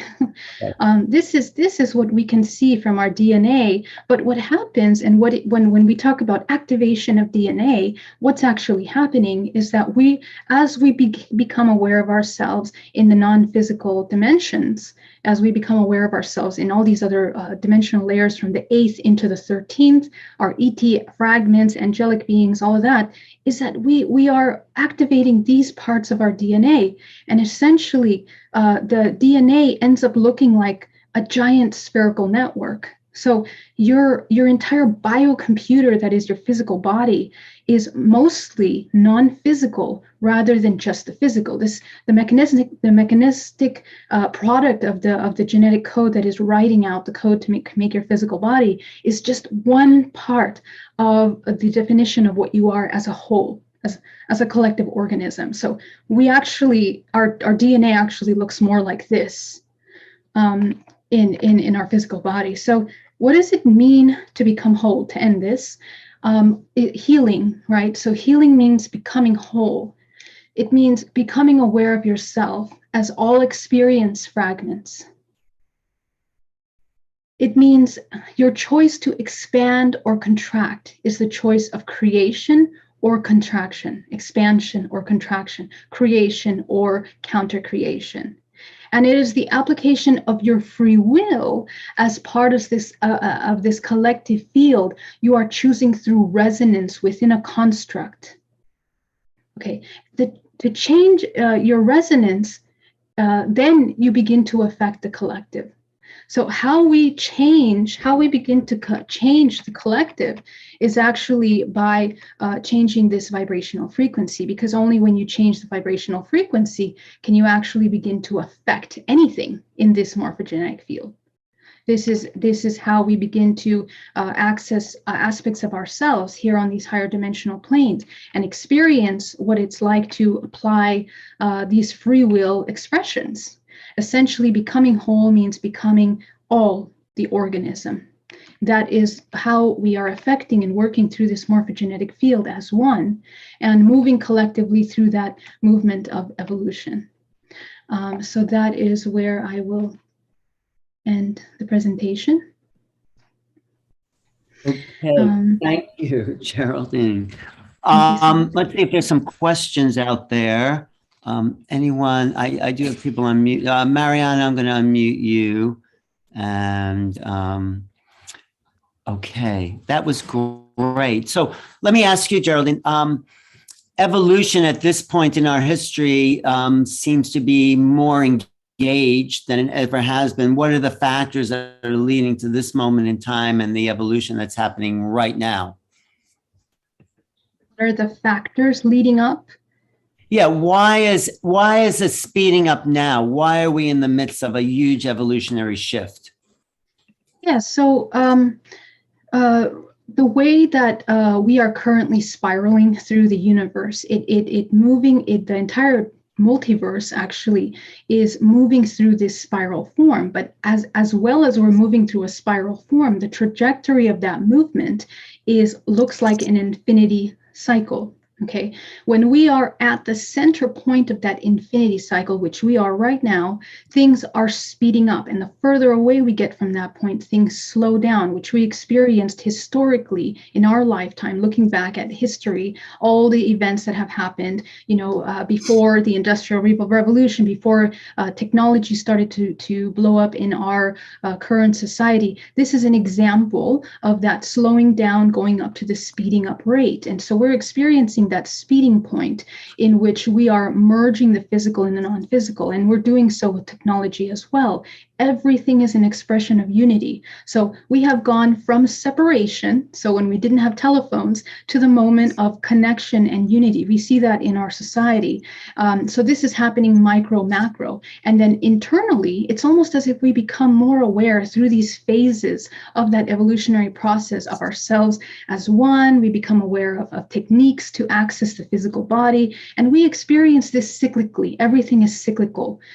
Everything is cyclical. The way our body functions, the way the liver regenerates, the way we are learning and evolving information collectively is also cyclical, which is why we have ancient civilizations that have access to higher forms of information. And then we kind of don't have that information for a little bit, as we're moving through this cyclical pattern. But in fact, the entire organism is evolving through the collective, as a collective. It's cyclical. Oh, go ahead. No, finish, please. Yeah. I just want to add one tiny little thing, because just to piece things together, so are these interdimensional aspects of ourselves. They are also part of this evolutionary process. They are also evolving, becoming aware of themselves as the roles that they're choosing as this infinite consciousness to experience. So it's cyclical, but it's also spiral, because it's not just coming back to where it went, it's going to another level and another level. Exactly. So, but we are at a turning point, I feel, and I think that's why we're doing this today at this time, because we're at a critical point where maybe the collective has to decide if we really want to go to the next level of a meta-human super being morphogenetic wholeness or not. I think we're at this point. What do you think about that? Well, yes. I mean, the name of the game in this three-dimensional plane that we're experiencing here collectively is this dualistic expression, which means that as we see these dualistic experiences, which causes this fusion in order to create the transformation, the mechanism of transformation internally and externally as a collective. And that movement through experience is what causes evolution. In fact, this is what we are here as source, becoming aware of itself as all experiences. This is what we're doing. So again, it's cyclical, this process, and what we're choosing between is either contraction or expansion, love or fear. These are the little choices that we make every single moment, whether it's how we feel in this moment, what we're going to be eating, what we're going to be doing, our choices for life work. All of those little things are like fractals of choices that you make that are either expanding or contracting. And this is how you are contributing to the collective evolution. Now, it's not right or wrong. You can also choose to contract. But what happens when the organism contracts is eventually death, because it's not moving. It's not moving. It's not evolving with the whole organism. It's the same for partnerships. It's the same. We know in two partnerships, when one person evolves and the other doesn't, it cannot stay in that same relationship anymore. It has to move on. And it's the same for all organisms and in nature. So we're just moving and experiencing these cycles of nature. Right, because of this intelligence, the morphogenetic field. Right, because we don't move, we stagnate, and stagnation is not what the flow of the universe is all about. Exactly. So Mariana, do you have a question here? Yes, Geraldine, thank you so much. I'm humbled by your eloquence. I love your eloquence. It's how you explain. It's just extraordinary. The question I have is if you can just talk a little bit further about the extraterrestrial DNA aspect and how it ties into the morphogenesis process as a whole.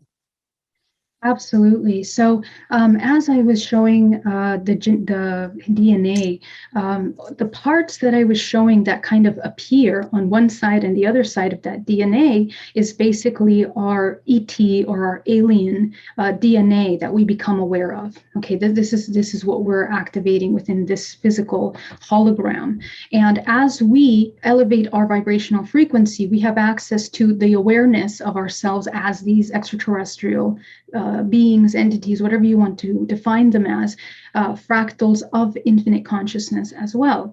And for example, the hybridization program is the combination of this human and these higher vibrational frequencies in order to create this new organism.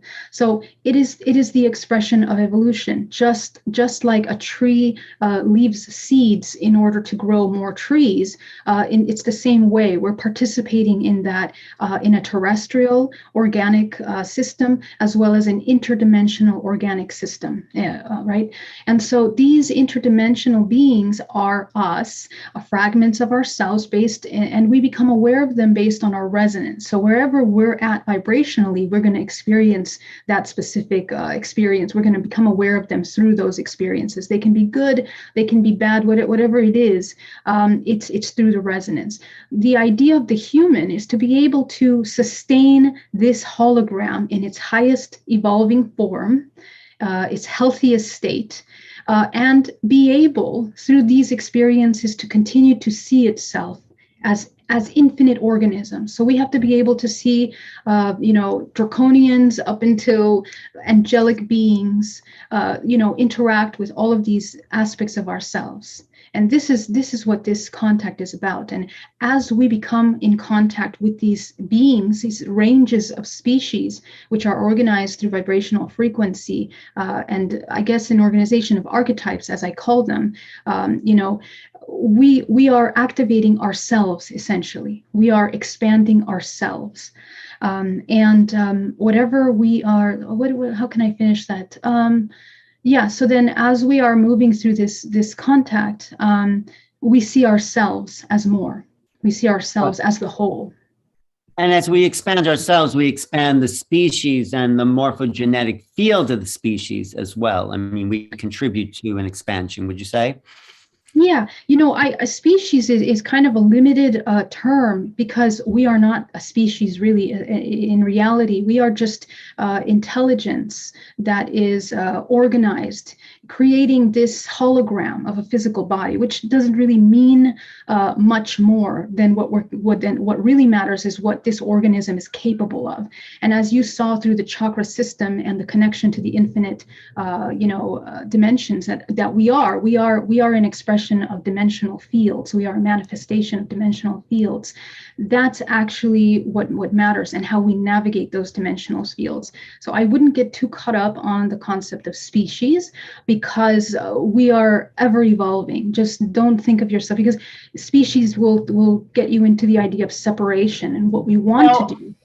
I don't see it as separation. I see species as that we inhabit these forms, these animal forms, and that's the species, but it's in the process of shifting because our consciousness is awakening to greater possibilities. So that's how I see it. I mean, sure. And the form will be continuing to evolve. It'll continue to change infinitely. Yeah.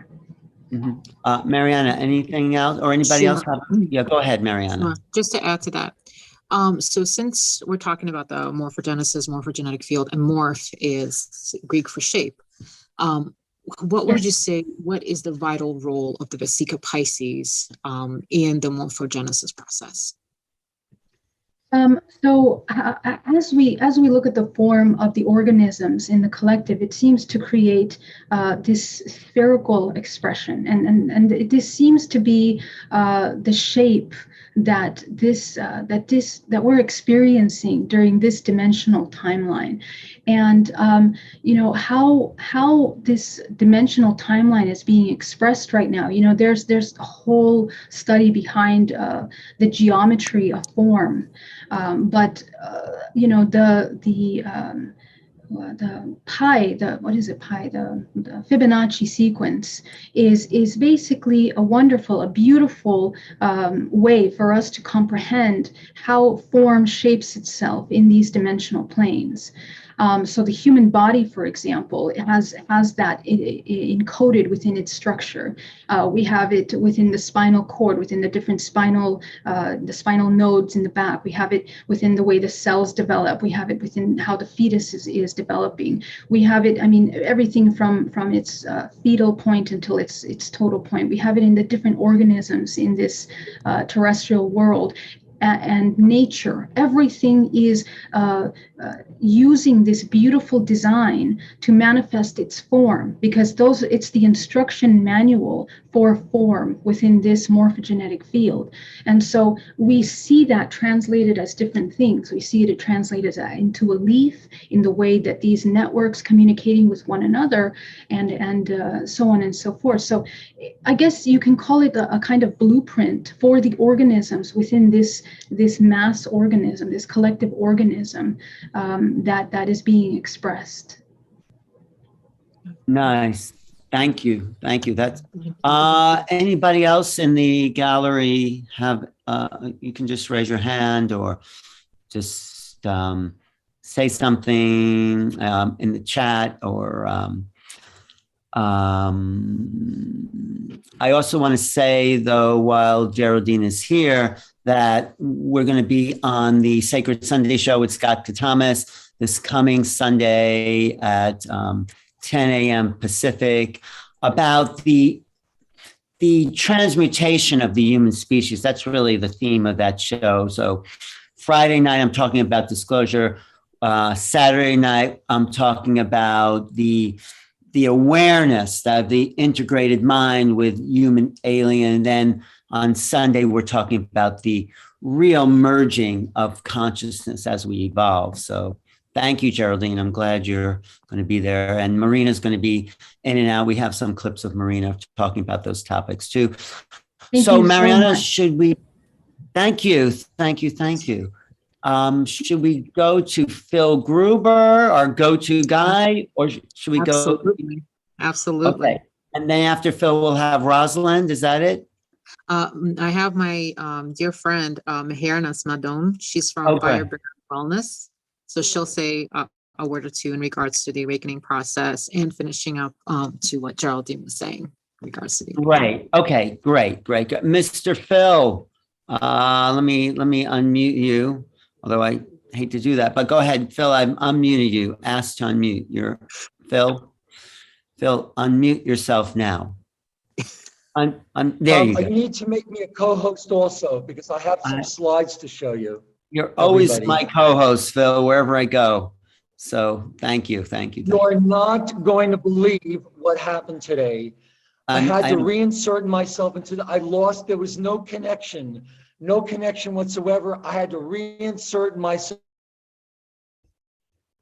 Oh, I think he didn't quite reinsert himself into the matrix to be on the program today. All right. Matrix is a very dangerous place for me. Are you But I'm reinserted? connected now. I'm connected through my own connection. Okay. All right. Here we go. Hi, everybody.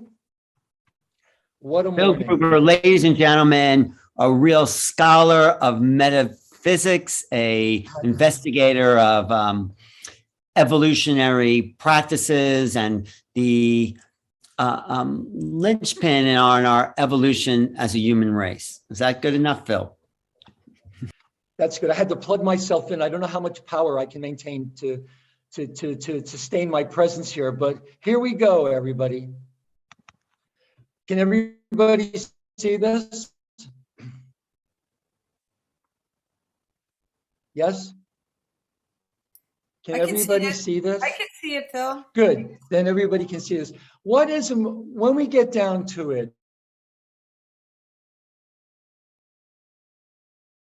morphogenetic field, morphogenesis is the genesis into shape. How does anything take form in our world? You see, everything exists in a state of potential creation. You can call it the void. You can call it the blackness. You can call it the black Madonna. You can call it the prima materia in alchemy. Everything exists in a state of potential creation. Anything that's ever been manifested in our lives or anybody's life from a state of static mind. You see, Charles Haanel in the Master Key talks about there are really two states of mind. There is static mind, there is God, there is the void, potential creation, and then the dynamic phase of mind is thought. Thought is the attribute of best in our lives, happened because someone thought it into being. But first, there was the desire, you see.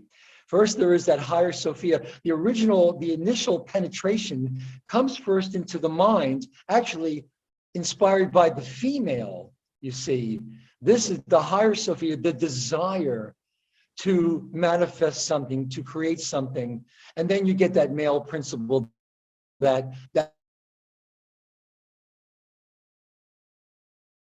dynamic phase of mind where we use our thoughts, and our thoughts invoke from the void. Anything that we invoke from the void, we give it life, we give it purpose. And because it has life, that chair we want to manifest. First, the desire to create the chair.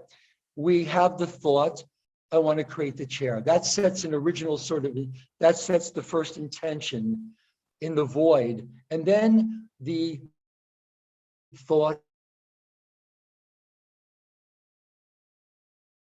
the feelings, the actions we take in order to manifest that chair to it, and then it crystallizes in our world. But first, it exists in a state of potential creation. Everything that we think, and the Master Key again, lesson 1, every thought is compelled by its nature to embody itself in an objectivity. So I would just, a word to the wise, every thought we think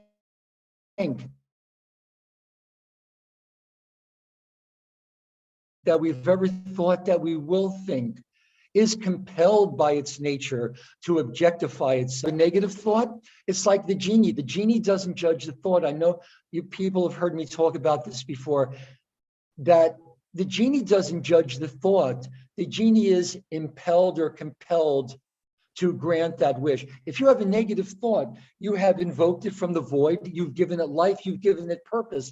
And that thought has no thought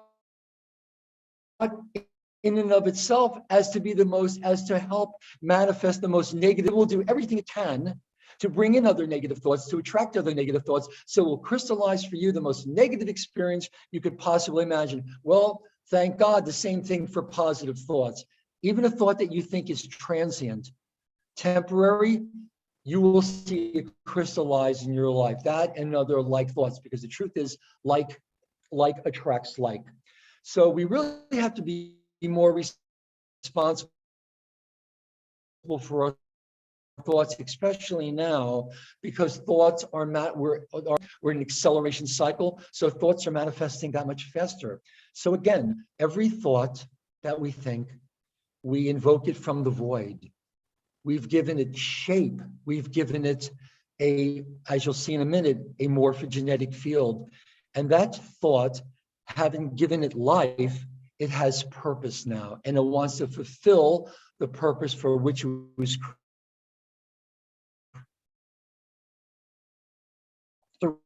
was created. Right here, we get, give me 1 second.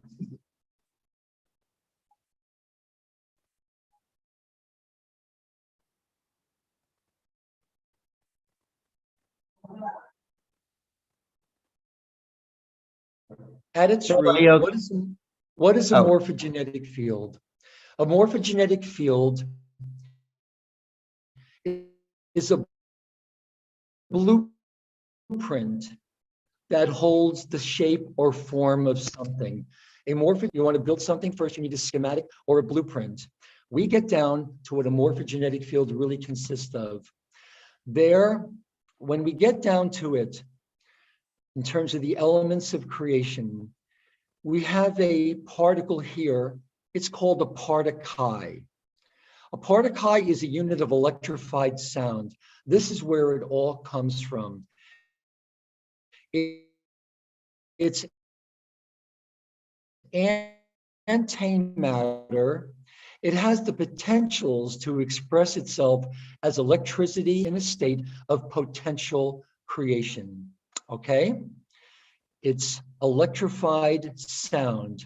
There's a program within that particle where it emerges as two particles. One is a particum, one is a particle. One is matter, one is antimatter. This is very important to understand. One is particle, one is antiparticle. So from the particle is composed of particle. These are ultra micro particles. Some people will call them God particles, adamantine particles if you're into the X-Men. But this particle is sound. Sound emerges as light. You see, light is bipolar. This is what mainstream science doesn't understand, that light is bipolar. Light is both wave and particle, expressing at the same time. But here's how it works. Something happens. It's a measure of oscillations in a given unit of time. So this unit of sound, it emerges as, that's omnipolar, emerges as bipolar light, wave and particle light. But guess what happens? It folds back into sound. And then it turns on again into light. Sound, light, sound, light, sound, light, sound, light. You see that? From a unit of sound, the rate at which it phases from sound to light, sound to light, sound to light is what frequency is. Number of oscillations, oscillation, vibration. Oscillations in a given unit of time. The faster it oscillates, the higher frequency. And actually in terms of our perception here, what exists in the higher dimensions actually happens in our looking in this ascension cycle. And as you know, ascenders, hopeful ascenders, we want to go up in frequency, but to merge with our higher selves, not only do we have to accelerate in frequency, there's also an angular rotation of particle spin that has to be matched. Actually, oh, sorry, I gotta admit somebody. Okay. So we have to accelerate in frequency, but we also have to make that the particle spin in the keys of Enoch. This is called the L. I can't remember the word right now. it's the L shift, a 90-degree shift between harmonic dimensions. We can get into that later. But here's where the morphogenetic field actually emerges. The particle units will group by like polarity, forming this this grid. When people talk about the grid, the blueprint that's going to hold the form, hold the shape. Man may have their function, but it really is the divine feminine. It's the goddess. It's the woman that actually gives shape to our thoughts. And it's the emotional substance. It's the emotional body that actually gives shape and substance to our thoughts. It's a very, very important understanding. So the particle units group by like polarity, forming this net, this interlaced magnetic waveforms. You see, it's all about waveforms. The alchemists called it the language of birds. It's the language of waveforms. So the particle units group by like polarity, forming these interlaced, interwoven grids. Seth, Jane Roberts, Alan, you remember? I think I might have seen you at one of Jane's sessions. Maybe, yeah. Before we actually met formally. And Seth talked about, our vibrating wires. I would tell him, Michio Kaku, whatever his name is, should be reading the Seth material, because Seth talked about vibrating strings, vibrating wires. This is exactly what he's talking about. This is what string theory should integrate. This is what it is. You have this flashing on and off, and in reality, nothing moves. Read Walter Russell, nothing actually moves.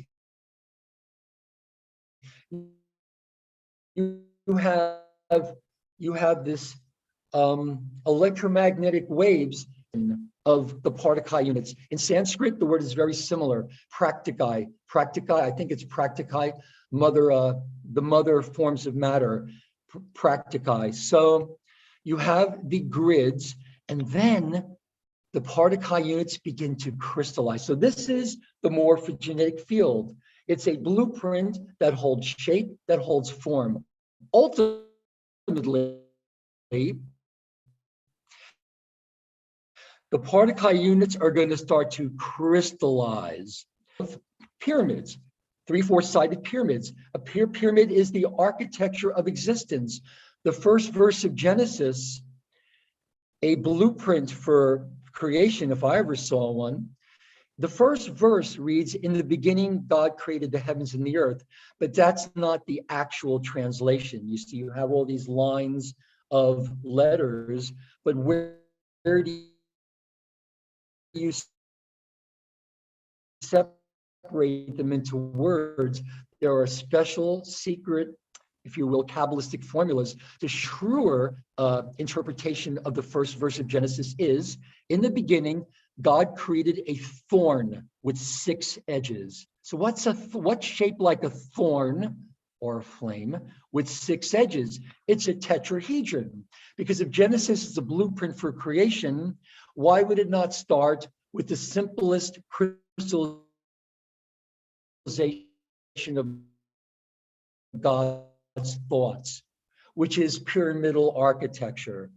These are called chelons, by the way. Hundreds of millions of years, these have been known as chelons, and the chelons begin to crystallize in this morphogenetic field, this magic carpet, until you have a cluster of chelons, and like a cluster of crystals, this provides the energetic thrust. This is what happens when you throw pebbles into the water. You get the siphoning, you get the wave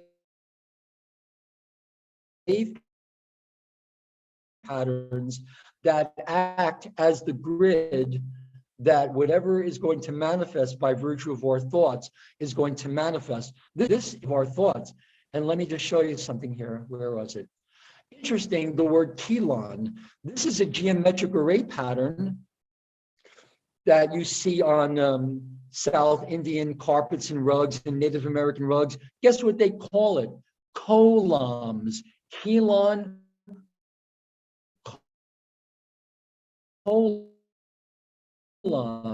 It's a geometric array pattern. And by the way, remember the Partakai and the Particum and the Particate? This manual, one copy was made, hand-bound, hand-lithographed. I actually have it in the other room. In 1795, it's called the ABCs of Rosicrucianism. What it really is a very complex text of Kabbalistic magic and alchemy. And this is the tree of life. Really, this is the tree of life. So what is it? What actually is going on here? Well, this is it. This is the particle unit, and then it emerges as a magnetic particle unit called the particum. All universes based in magnetism are built on particum, matter particle units. You see that? And there is the particate. All universes based on electricity. So here it is. This is the secret of the real secret of the unit of sound. Sort of, there's a program within it that it emerges as two units of light, bipolar electrical and magnetic light. They fold back into sound. So it's sound, light, sound, light. Again, the frequency is the number of oscillations in a given unit of time. Higher frequency, higher dimensions, a faster rate of oscillation. Here you have it right here. Let's see. This is Nicholas. Anything, because it represents. This is Alan was our best man. Stood right in front of this painting at the Nicholas Rourke Museum in New York, and this is where I got married for the second time, because it is such an amazing pattern. You all see this throughout all cultures. Throughout all the eons, you see three intersecting spheres or intersecting circles. Okay. In theosophy, let's see if I have it here. Look at this one. This is the secret of scissors. In theosophy, there's a concept called koilon, K-O-I-L-O-N. You have a pot of water on the stove. Right? It's still, it's the void. Then you turn on the heat. Eventually, the bubbles form. You turn off the heat, the bubbles disappear back into the void. If you turn the heat on and off, on and off, on and off, you'll get the vibration. It's up. And then you have the bubbles on the surface. Bubbles appear, disappear. Bubbles appear, disappear. This is how the magician blows the worlds into form from the soap bubbles. And see, he's got the Taurus on his head. I love this. If you want any of these slides, you can take some screenshots, or I can send you a sort of little mini presentation of this. So back to this really quickly. So also it looks like a flame. This is why they call letters of not just the sacred alphabets, all alphabets, flame letters. Why? Because their basic architecture is tetrahedrons, tetrahedral symmetry, tetrahedral architecture. Letter is the shape of the wave. It's actually the same shape, but seen or perceived from many different angles depending on the position of your hand. That's a whole nother story. But all these letters are letters of flame, letters of fire. They come from the eternal fire or flame from which they will return. So all letters, not just of all the sacred alphabets, they are representations of wave patterns. All the position of these crystals, crystallized particles,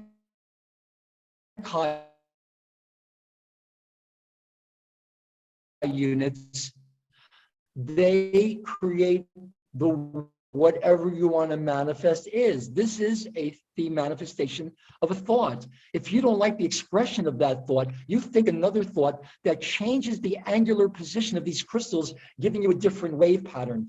Ultimately, everything is all about waves and wave patterns. It's the language of birds. So all languages, whether they're written, spoken, sung, chanted, toned, will convert into electrical impulse and the magnetic impulse. It's all about our thoughts. It's never been about anything other than that. So the morphogenetic field is the genesis of shape. How does something come into shape? We shape with our thoughts. And what really gives it the shape is the emotional body. The emotional substance gives thoughts their shape. Let me see if there's anything I need.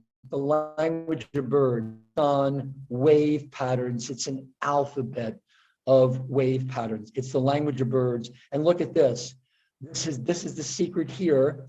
In 1919, 200 facsimiles were made of this Rosicrucian book. And this is the secret. This is the knowledge of good and evil. It's the knowledge of reality. It's the knowledge of how reality is shaped and reality is formed. Look at this. You have the Celtic, I can't remember what the name is now, the triskelions. This is why this is such a primal symbol throughout time. It's Mary Magdalene, Mother Mary, colon. Whoop, that's from this island Earth. You look at the Joseph Gikatilia, the Kabbalist, the gates of light, the Shari Aura, talk about how very specific wave patterns, organizations of scalar waves can open up what's called the gates of light within us. Okay, I think that could be it for now. Let's see. Look at this. I've been in these libraries. Look at this. This is one of these libraries. In top of these enormous libraries, make the Vatican archives look like your neighborhood library. Look at this. They've spent their lives and generations and eons transcribing information from what we call the Dora Torah plates, a great gift that was given to us to accelerate our evolution. Look at this. These are just all the knowledge of the worlds and the worlds beyond and the worlds within worlds. Really pretty incredible. There you have it again. So let's see, I think, whoops, it for me today, unless, let me just go really quick. Give me a second. Oh, I love this. Oh God, and my battery is running low again. Look at this. This is the, if you give me 5 more minutes, Alan, you want to come in for a minute? Yeah. Or somebody else? No, go ahead. 5 more minutes is fine. Go ahead. You're just cutting in and out a bit, but go ahead. Few minutes. I like that. Okay. I don't know how much longer I can hold this connection. Because everything's gone out here in Singapore. All right. Well, That was Jodi. I know it was Jodi. That was Jodi. All I know that did it. All right, Phil, what is this? What are we looking at here? You know, every mating cycle, there are millions of penguins, the husband or the wife, whoever went out to get the food to feed the little babies, they know who their mate is in these millions of penguins because of the sound that they make. Isn't that amazing? Anyway. Okay. It is. You want to talk about soulmates? Talk to the penguins. This is the work of Alma, A-L-M-A. Alma is not with us anymore. She has passed, transition, died a while back. She had the vision of Jesus and a panther. Yeshua is son of the panther, Yeshua ben Pantera, which is a whole nother ball of something. Anyway, when she got this vision of Jesus and a panther, her hand started moving and it never stopped until her last breath. These are all automatic, unconscious, not unconscious, subconscious or superconscious. Nothing is unconscious. If it's not if it's not conscious on this plane, it's certainly conscious on things to draw. Her walls of her bungalow, her toilet, everything. She just was drawing. These are the Alma drawings, ALMA. There's a website. Her niece has custody now of all of her drawings. Look at these. These are, and many of these are what the Keys of Enoch would call the Kitav Anaim, the writings of the eye. Look at the patterns, because I understand many wave form light language alphabets. Tibetans have recognized and acknowledged many of their deities in these paintings. Her hand never stopped. It was amazing. And when she was still alive, there's a documentary about her. They have her voiceover, but they don't have her on video, unfortunately. But I remember she kept saying, or her niece would say, and you know what the Holy Spirit is? The Spirit, it's a woman. Very conspiratorially, So she made hundreds, I think, if not thousands of these paintings, and they are incredible. The information encoded in this is unbelievable. This is Brian de Flores, Mary Magdalene codes. Interestingly enough, when you see the pineal in states of activation,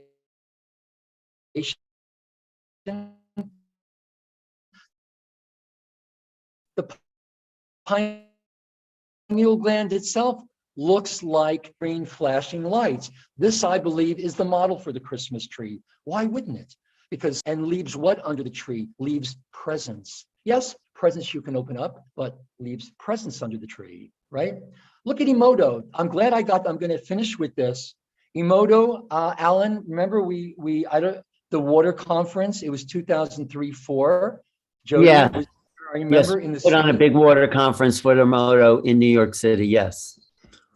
What a great, and Alan, if it wasn't for Alan, I would not have been able to, and his wife. There were a lot of great people there. The Hertaks, the doctors Hertak were there in the audience. But to really understand Emoto's work, this is his most beautiful crystal. It's the crystal that forms because of sending thoughts of love, forgiveness, and gratitude. Forgiveness and gratitude. It is the structure, the morphogenetic field, that complex structure that can hold more memory, it can hold more love, it can hold more forgiveness and gratitude. It's divine pictures. You're going to create a crystal that doesn't have any shape, that can't hold higher consciousness. The reason that these crystals are so beautiful and they radiate so much light, look at the light they can hold, is because of its structure. All right. So just imagine that if you become the living embodiments of forgiveness, of grace, of compassion and kindness, every crystal and micro crystal in your body. This is why Jesus called Mary Magdalene, all the Marys, they had the effulgence of light. They didn't have to necessarily, if they wanted to, they could take Reiki courses, but they were presence healers. They healed by the light alone, the light that they radiated, what they were able to illuminate in the world just by walking in the world. Look at this. I love people I know. I haven't shown this for a long time. This is a snowflake. A Japanese photographer. I don't know if anybody knows who he is, or her, probably got more. I love the 11/11/2, the Lana Lang. Superman has some cool stuff in it. Although I do, never mind. Well, I do feel sorry for Supergirl, only because she came to the earth as a virgin. So figure that one. So go with that one, okay? Left a trail of broken hearts and shattered you-know-whats, okay? Oh, Phil, are you with us? So there you go. So, but look in this is a snowflake. Look in the center of the snowflake. And what you will see is a lady. What you will see, I believe, is this elemental, this diva, this goddess, this divine feminine that holds the shape, that holds the form together. Okay, this is amazing. And you don't know where this is from, this picture. This is what holds it together. I believe at the center of every crystal. Mm-hmm. No, Alan, boy, if you can find out, this is a Japanese photographer. Got it. It was probably the interaction of his field with this field. That's what makes things visible. That's why some people get orbs, some don't, because it really is the integration of, or the integration of your field with whatever the field is producing, and that's what makes it visible. You act like a die. Your energy fields act like a die. For those of us that have had. Where did you find this picture, Phil? Where did you find this picture? I don't even remember where I found it, but he captured it, the goddess, the divine feminine at the core, at the center of everything. Now check this out. If you don't know what this is already, just take a guess. What does it look like? I mean, just structurally, what is it? I know it looks like a planter, but it's not that. I know it's some microscopic. Kind of looks like exactly. Yeah, it's a microscopic. It's an electron microscope photograph of, guess what? A snowflake. It's a snowflake, Alan and Company. So you see, I tried to tell Emoto, or suggest to him, that not only our thoughts influence the growth of crystals, the shape crystals take, our thoughts have geometry. Our thoughts create the structure. You see, this is why, if you think in divine thoughts, if you think in proportions, that can create those same standing wave fields that you'll experience at Delphi, at Machu Picchu, in Cleveland, Ohio, at the Rock and Roll Hall of Fame, in the Louvre. You know, you don't have to go to these places. You can create them in your mind, and they will still emanate the same standing wave field, the same morphogenetic field, the same electromagnetic program, the same mathematical program that'll open up the Share Aura. I think that's within Aram, to let more light in. Look what they did. I think, Alan, this was in Stony Brook, I think it was, where Tibetan monks were visiting the digital imaging department of State University of New York. And for the first time, they digitally imaged mandalas or mandalas.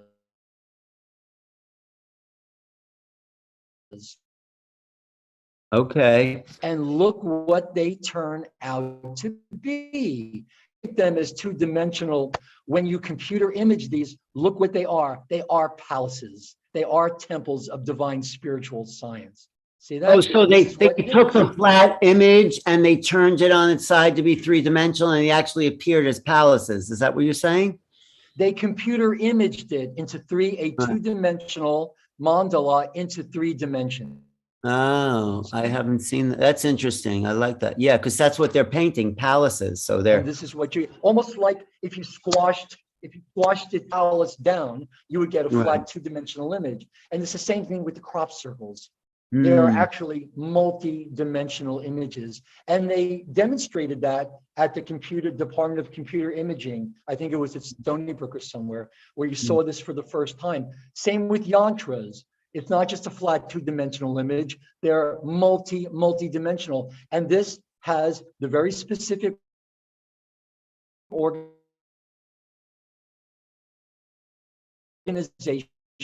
the morphogenetic field of mathematical program, all the locks in our body, the dimensional lock system, there are keys that open them. And the keys are very specific organizations of scalar waves, are morphogenetic fields, the blueprint that holds the form. And these are the electromagnetic keys that open up very specific gates of light. The Reiki symbols, same thing. The Reiki symbols are actually electromagnetic waveforms. They're electromagnetic codes. They're mathematical programs that loosen the seals above in the chakras so you can access that higher dimensional frequency. for healing. There's a lot to say about Reiki too. I mean, just look, this is from the Alhambra. I have seen people in Granada and Spain. Marina, are you there? I have seen people run out of the Alhambra holding their heads, screaming, because they couldn't take the power. They just couldn't take the power of this light language. Look at how complex this is. If you understand that all of these are, they are the representation of very, very powerful electromagnetic waves. This, you've got to prepare yourself to be in this type of space. It is so unbelievably powerful. I mean, just look at the complexity of these. You talk about transmeta multidimensional wave patterns, light language. There it is in the Alhambra and many other spaces. Even Dali's paint, I've taken a lot of, I think that could be it. Again, so we have Indra's net, which is really the definition of morphogenetic fields. Indra's net is like the web work that connects all of creation. And at each crossing point, at each node in the net is a highly polished jewel. And when you look at one face of a jewel, all the other jewels are reflected.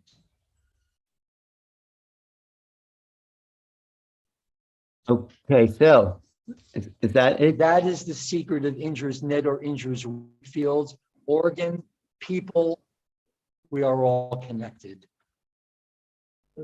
Okay. Okay. So Almost to unshare, get onto the call. I have to really connect myself. unshare your screen so we Okay. can see you again. Thank you, thank you, thank you. Yeah, So can you see me now? I could see you now. Leanne's throwing you kisses, but tell me, to sum it up and put it all together, what are you saying about morphogenesis, the evolution of a new species? I'm saying that if you look in morphogenesis, I'm glad you asked that question because I think this sums it up. And I think this was the seed thought in Mariana's concept of what this would be, that since our thoughts create morphogenetic fields that also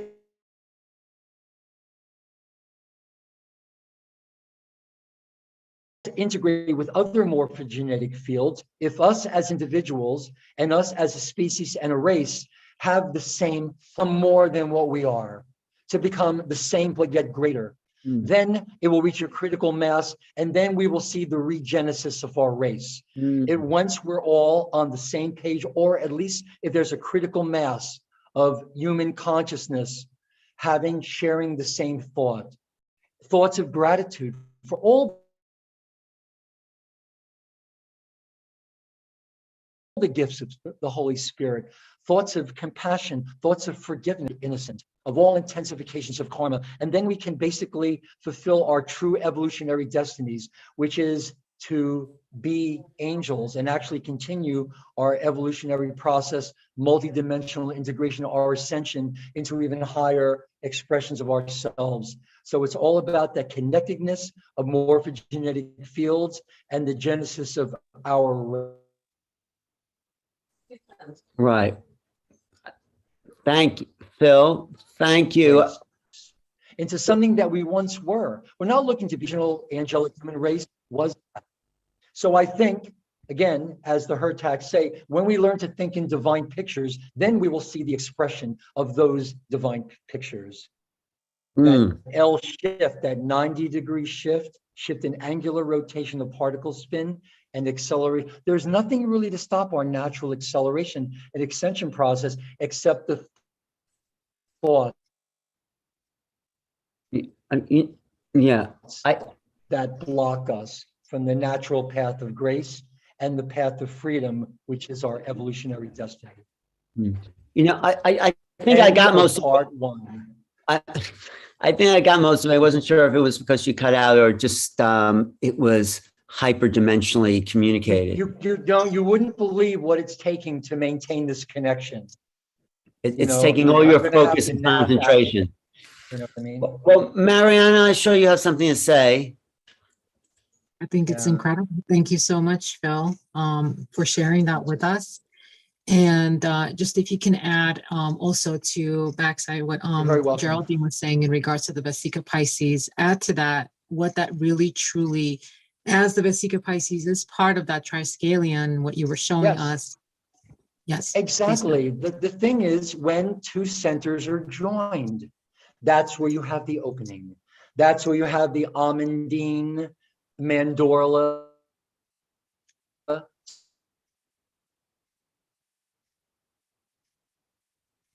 type, shape of the, I can't say that, I still can't say the word publicly. You know, the word that starts with the V, you know,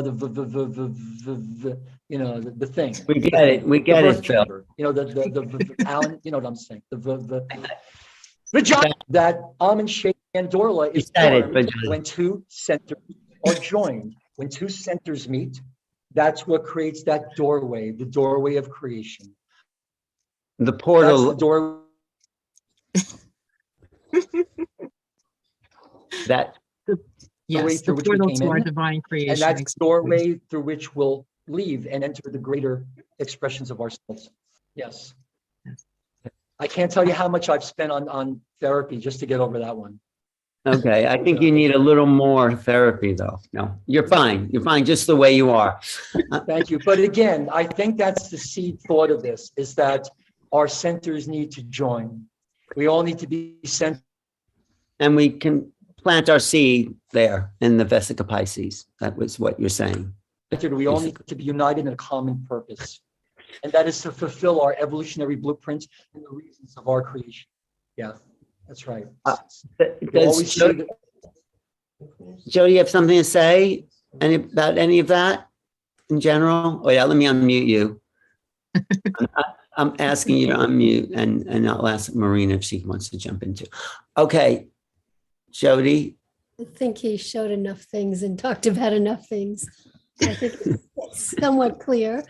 Just bringing it all together. That was a good question for the end, to have him bring it back to the genetics. Right. So the theme, even though it was all related, but it was good to get that at the end. Yes. Yes. Phil is a scholar, a metaphysical scholar, and speaks with his own vibration. He's in his own morphogenetic field there. But Phil, but Marina, any comments? Because you are, you know Phil's work pretty well. So anything you want to say? No, I don't, because every time Phil shares, he knows so much that it's like, whoa, it's like getting into a career almost, he's like, he could fit as a a college teacher on these matters, pretty much. So it's quite amazing. That's true. Thank you. Thank you for saying it. Anybody else have anything, Mariana or Rosalind? Sure, Alan. I just wanted to add, I think what Phil wanted to surmise at the end was to say that with the Vesica Pisces, it would add the toroidal field, and that would be the portal segue to creation. Yeah.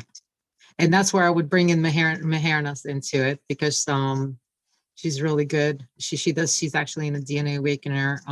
She does a lot of that kind of work.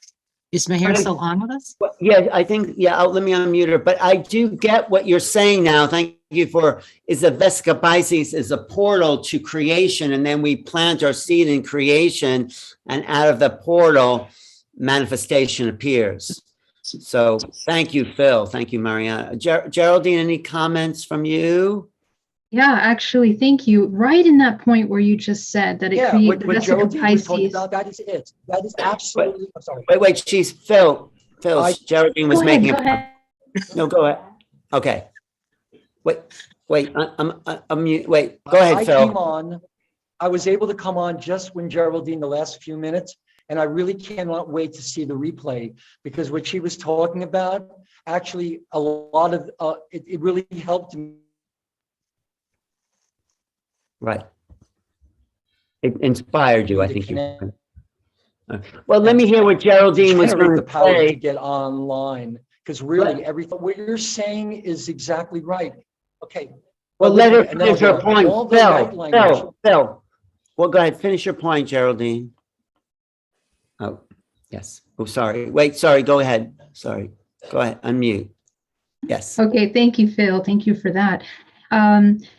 So really quickly, that Vesica Pisces that's creating, I also wanted to add that what that creates is that vortex, and what the human organism is a vortex. Essentially, we are that vortex, and the dualistic expression of the feminine and masculine, which is within this structure, as it has that alchemical marriage that we talk about, right? The integration between those two is what creates that spiral movement, and the faster that movement moves means the more integration that is occurring between those two dualistic aspects of this organism. And that vortex is basically, that point is basically the 8th chakra, where we are beginning to enter into the non-physical, and it creates another vortex and then another vortex. And so infinitely, it's this spiral movement, just as the multiverse is moving, our vibrational frequency, our essence, the way our energy travels through this organism is exactly in that spiral motion, creating that toroidal field. And every cell of the body also creates that toroidal field. So it's spheres within spheres within spheres, infinitely within the physical body into the macro, right? So that's all I wanted to say. Just give that visual. That's good, because that is the wave of Kundalini. That is the life force that flows through all of us. So that Kundalini is creating avenues of Vesica Pisces embedded. Yes, Marina. Yes. I wanted to add about Vesica Pisces, because it's been in my focus lately. So it's quite synchronistic, because what I learned our channel about the Vesica Pisces, it's that as a sphere or a circumference represents information about like unity. It's like one, let's say element. When two spheres intersect with each other in a way that its points, they have the perfect distance between the points or the center of each other, there's this special shape that is created in between the two, which is the shape of a C, which we see in the female reproductive system, as well as the throat chakra, because the female reproductive system represents the chakra of emotions. But the throat chakra represents, expression, communication. And actually, when we are showing our emotions, these two align, so that this one can channel the emotion and express it, through the chakra system. So it's pretty much that what I observe, Yeah, no, that's good. I think that shape is key, because the word Vesica Pisces, talking about that shape that intersects, means the eye of the fish. It's like that. Pisces, the Vesica Pisces, right? Isn't that what it is in Spanish? Well, I think that's Latin.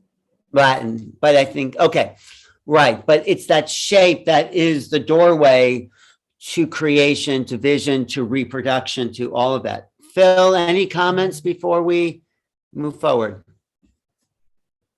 Yes, Phil. Nah. I'm good. I just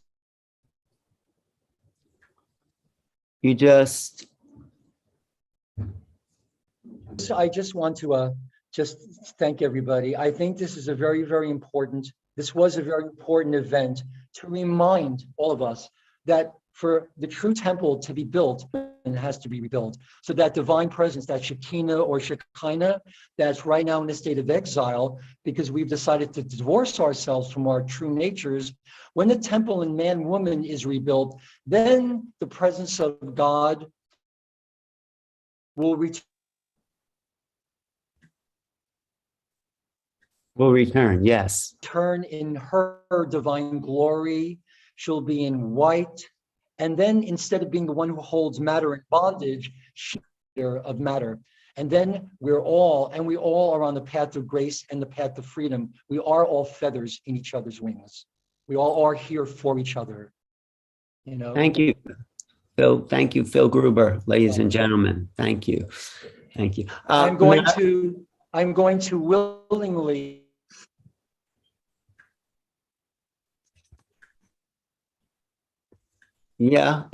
consciously mute myself at this point. If you can, if it's possible.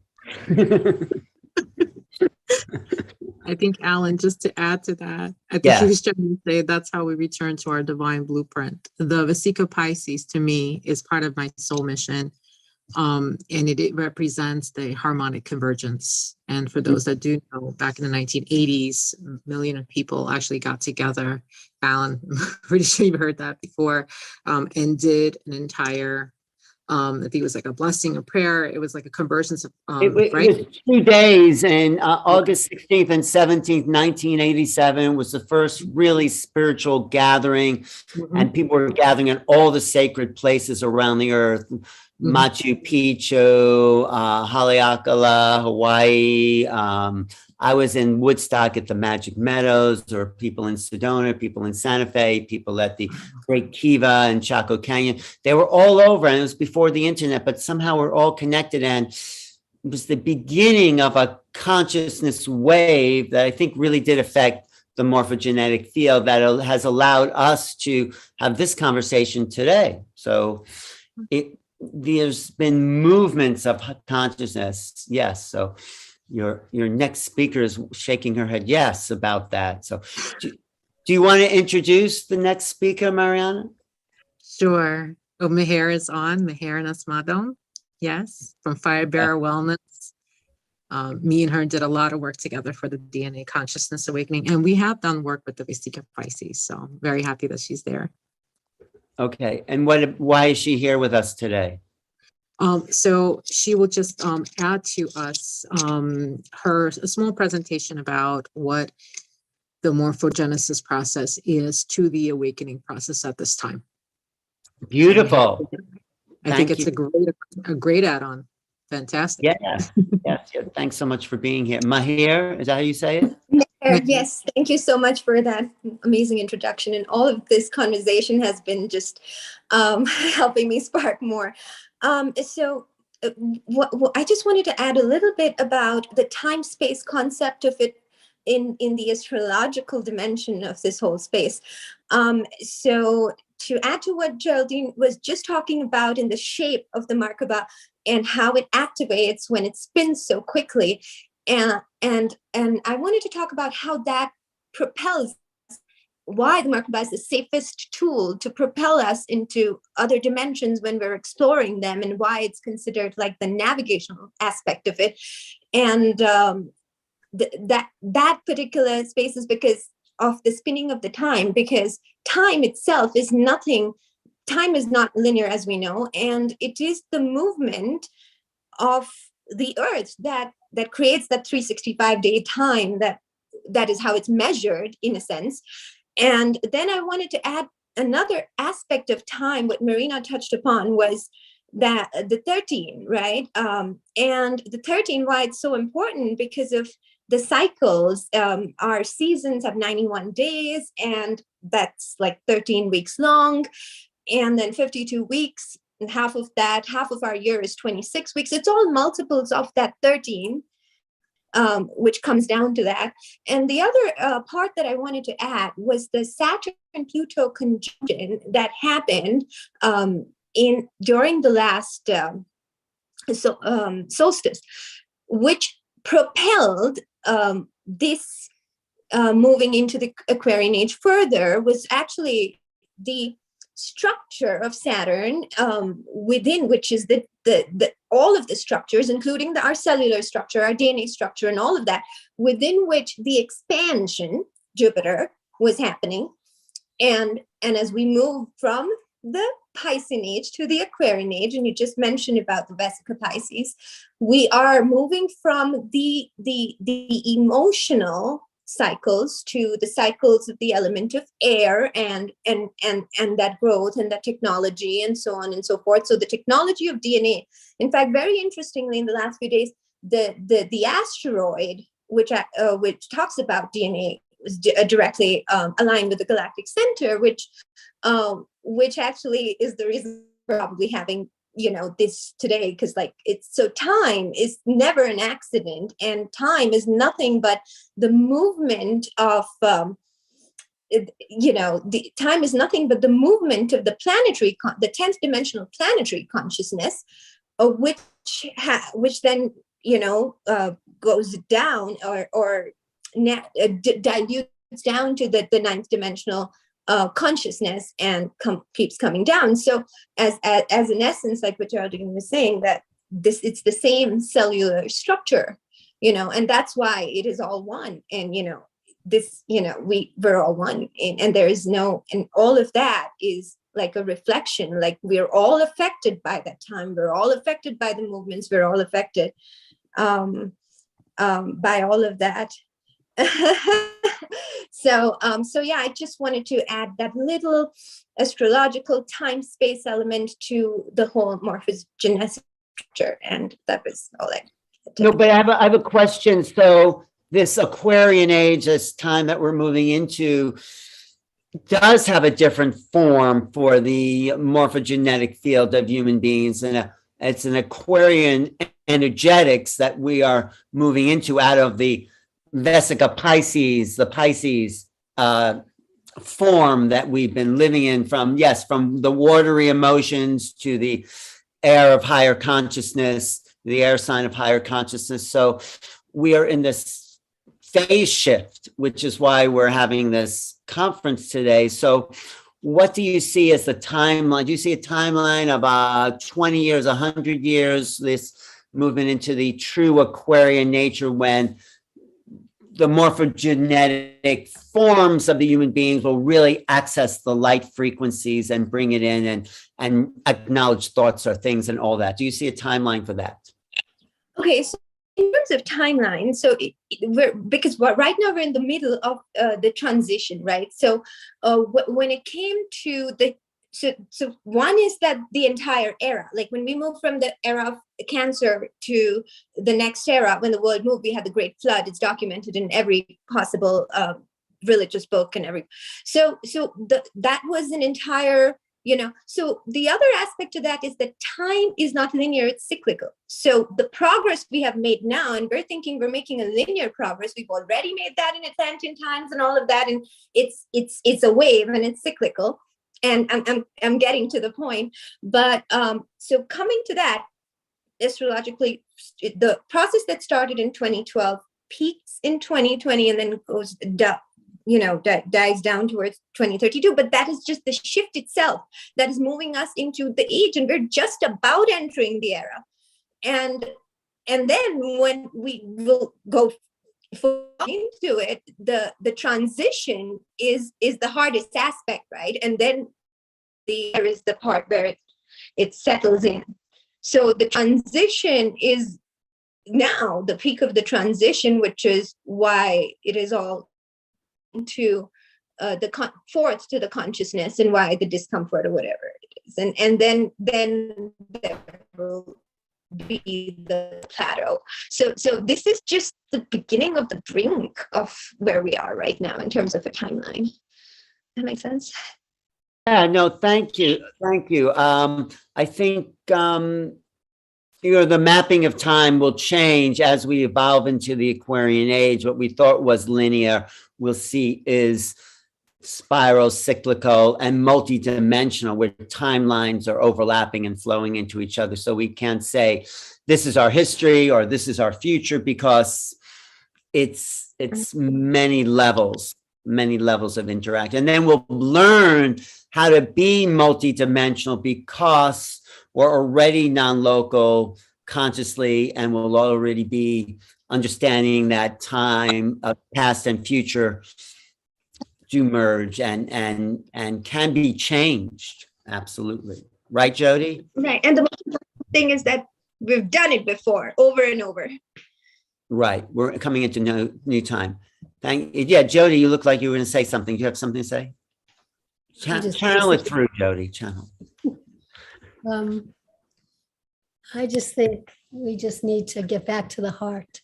And I think that's the key. I think love is the answer to everything. And it's a vibration, it's a frequency that we have to get back to remembering and to exemplify that in all that we do, because we're all talking about thought forms and connections to the masculine and the feminine. We need to integrate ourselves more to remember who we really are, but to also know we all come from the same place. And that field is, if we can tap into that field, I tap into the highest understanding of the field, because the field that we have now is about, there's a lot of polarities like people were talking about on this plane. So we need to really kind of move through that to get to remembering the higher understanding, the higher order of the structures that we already are. And in that we can hopefully get through all this, but I think it's going to take some time. I don't think it's going to happen right away. I think we can make it happen, but I think there are too many people with different things that they've learned and unlearned over eons of time. It's already taken a lot of time though, Jodi. Time really doesn't mean anything in the bigger picture. It's like a speck of a moment in the bigger picture. So we have to be patient and grateful for what we do know to be able to keep going forward. So beautiful. But like you're so right about the fact that it's all in the end, it's all connected from the heart space. That's where we connect to all of it. And it's a frequency that we all are. It's not something we have to get to. It's just remembering and keeping our thoughts, knowing that our thoughts really make a difference. And we have to kind of bring ourselves back to a unity consciousness, but we have to unify ourselves first. Yeah. That's what it's all about, making contact with yourself and all that. But Mariana, what would you say to sum up? Is that our last speaker? Is that, or is there? Rosalind. Oh, right. Let me unmute Rosalind. But do you have anything to say about Meher's comments there, Mariana? I completely agree with Meher. We've done some work on that before. We understanding that time is not linear, it is cyclical. And as we do evolve more into the metahuman and the Homo galacticus, as Alan, myself, and Marina were talking about, we will understand that it's more cyclical. And I think that, okay, well, this was in the past, 1980s, 1990s, will cease to exist eventually, as we all kind of unite. Will cease to exist, you said? Is that what you said? I think like in the perception of time itself, there will be more of an understanding that time is more cyclical and that past, present, and future is completely the same thing.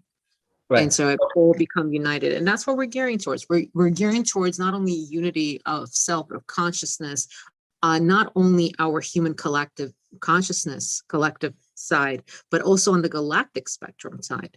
And so I feel like it's the universal consciousness that we're really uniting together through the morphogenetic field.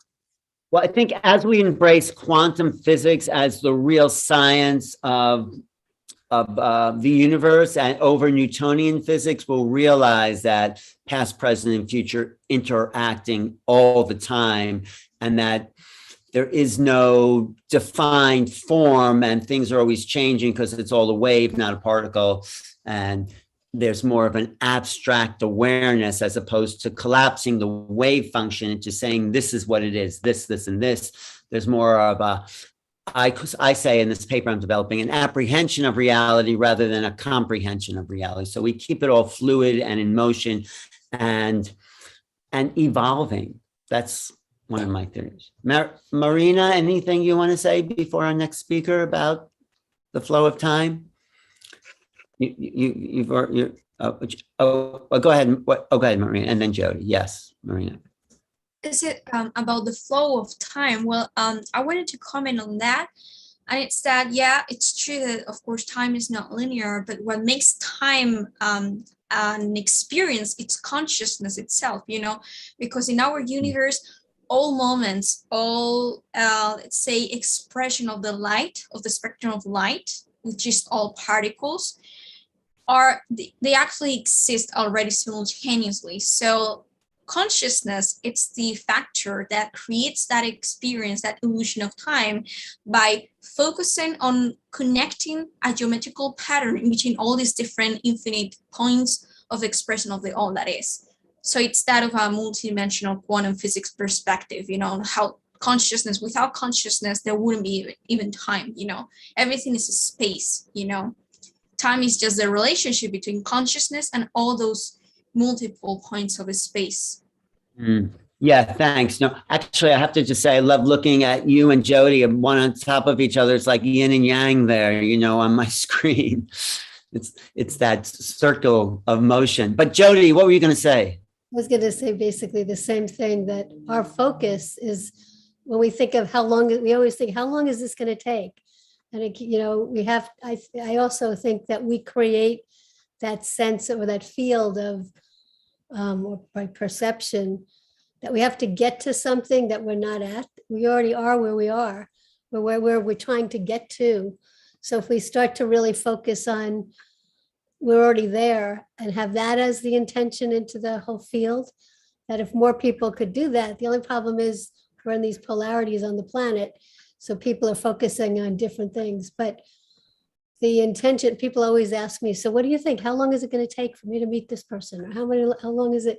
It's always like, and then you kind of, one of the answers is, well, it's divine timing, but it doesn't really seem to help them to come to terms with that. Because then it still feels like you're waiting for something. Because So- they're identifying with the self in a limited time space. Right. And what you're saying is we're already there. Right. It's all already there all the time. Yeah, and there really isn't, it's an illusion that there's a wait to get to anything, because we already are there, we're there with what we're looking for. So I was just saying. We're already outside of time, basically. I Right. mean, I That's think. what's getting already. confusing for people, because Only if they think they are somebody, but go ahead, what, sorry? creating the idea of that we're confused because we don't know, we're like in between, but we're not in between anything. We're actually where we're trying to get to.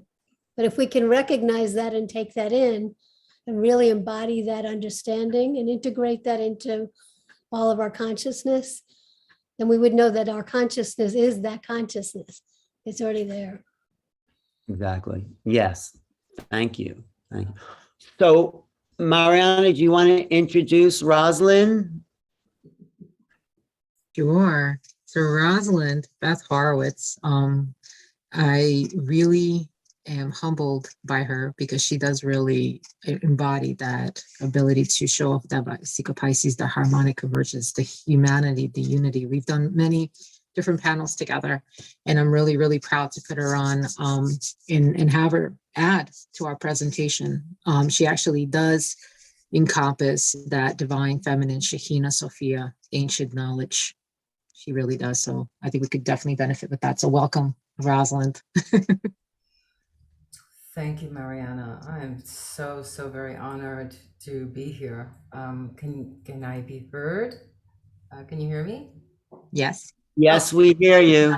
Okay, so I'm really glad to be here, and thank you for that beautiful introduction, Mariana.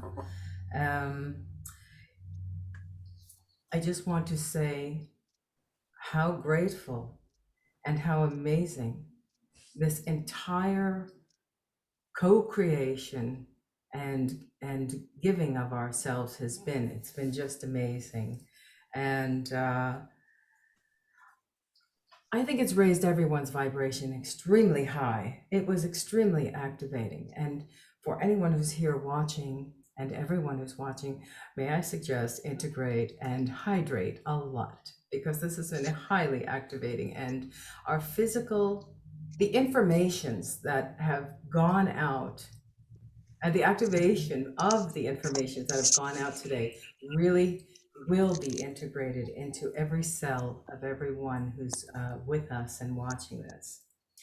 And speaking to what's happening, this is the convergence. The convergence is what we're doing, what is happening now in the morphogenic field. It's the convergence of everything, the convergence of the elements, the convergence of all that's happening now. So in keeping with what I was feeling in connection to what Jodi was saying, in connection to what Alan was saying also about the human, because as we know, we are, and still, and also Mariana, and we are in the human, and there's a reason for that. And there's a reason we were given Gaia. We really have to come back to the heart of what's been supporting us, where we're grounding ourselves, where this whole process is taking place from where we're standing here now. So it is our loving Father, Mother, Gaia, a nurturing, living, breathing, planetary body and soul being in co-creation with great central sun, the entire cosmos, and all the elementals have been providing energetic and biosupplements for nourishing and reinforcing our energetic life force through solar synthesis, fueling us up until we are able to expand, maintain, and assimilate higher bandwidths of vibrational frequency, energetic solar fields, and self-regulate. I lost my place. I get so many downloads, I have to write these things down. Yeah, solar fields and self-regulate the energetic field of our own life force, integral to the wholeness of one. So humanity as a unified body, a crown of light upon the head of Gaia for unwavering service and sacrifices, made for the sake of our learning how to maintain a balanced state in the highest favor of the evolutionary process through consciously affecting the morphogenetic field, through each one being a self-sustaining cellular unit within the whole crystalline structure of the diamond light fields of consciousness and the divine creator's creation, the God source field, being an ever transformational, evolutionary process of expansion, exploration, and experience. A kaleidoscope of infinite wonders in every way. You'll be ready for the next step when you've acknowledged and are grateful for the steps you've already taken to get you where you are now. So if you're here listening to this message that we're sending out now, be proud of yourself. You've already come such a long way. Be open to receive assistance, guidance, love, and to recognize the gifts within every experience that comes to show you the way. Be grateful for all that we are as we rewrite the story of how we became and what will become. The choice is ours. And so it is. Thank you. Thank you. So, Mariana, are you going to do some channeling for us too today? I'll add a little bit because I think that I can't surpass what Rosalind has said. I think she said enough. But well, not super passing any, you're just adding your thoughts and downloads, but thank you, Rosalind. And, you know, we're all adding something to it. So if you really created this forum because there was something percolating in you that wanted to learn and expand and help other people learn about who we really are as human beings and the energetic fields that we're nested in and how that is morphing into some new realities, new forms that we can access more of a greater field of consciousness. That's what so yeah, if you want to share. Of course. Of course. I actually was guided to do this kind of webinar conference from 2017, but I didn't feel that I had enough knowledge, nor enough research, nor enough study to be able to do that. But then I think right after Thanksgiving, I had a giant push, a giant guidance, if you will, to say, to do this. And I was given a date, January 23rd. I was given Phil Gruber, Marina Seren and Geraldine Orozco as the presenters for this conference. But as it grew into more of a community, from what I've seen, I was given the guidance that it will be DNA activation, and it will also be an opening, almost like a portal, to bridging a new sort of idea forming and morphing into the morphogenetic field, and almost like seeding the bits and pieces, the concept of the harmonic convergence, and kind of bringing it back into life from 1987 as well. And Rosalind did add to that. It is exactly, if you are listening, or you will be listening in the future, or it's all the same. We are literally today, and furthermore, opening the doorways to the platform of all life. The channeling that came to me this morning for Mary Magdalene was, it's almost like what she was talking about, the seed, that as you plant the seed and it grows and it grows and it grows. We are not refurbishing, but we are bringing back the teachings of the Shekhinah. And so panels and conferences and webinars like this not only give us the platform to be able to learn and to study morphogenesis or different processes of evolution, but it gives us the ability to shift our own perception and to shift our own consciousness and the evolvement and awareness of our own consciousness. So that way it would not only affect us, but the multitudes and the entire human collective consciousness and the entire spectrum of galactic consciousness as a whole. And so that's why the message that came this morning is doing something like this and bringing forth the knowledge is truly bringing back parts, bit by bit, the teachings of the Shekhinah, but at the same time, opening innumerable doors to the platform of all life.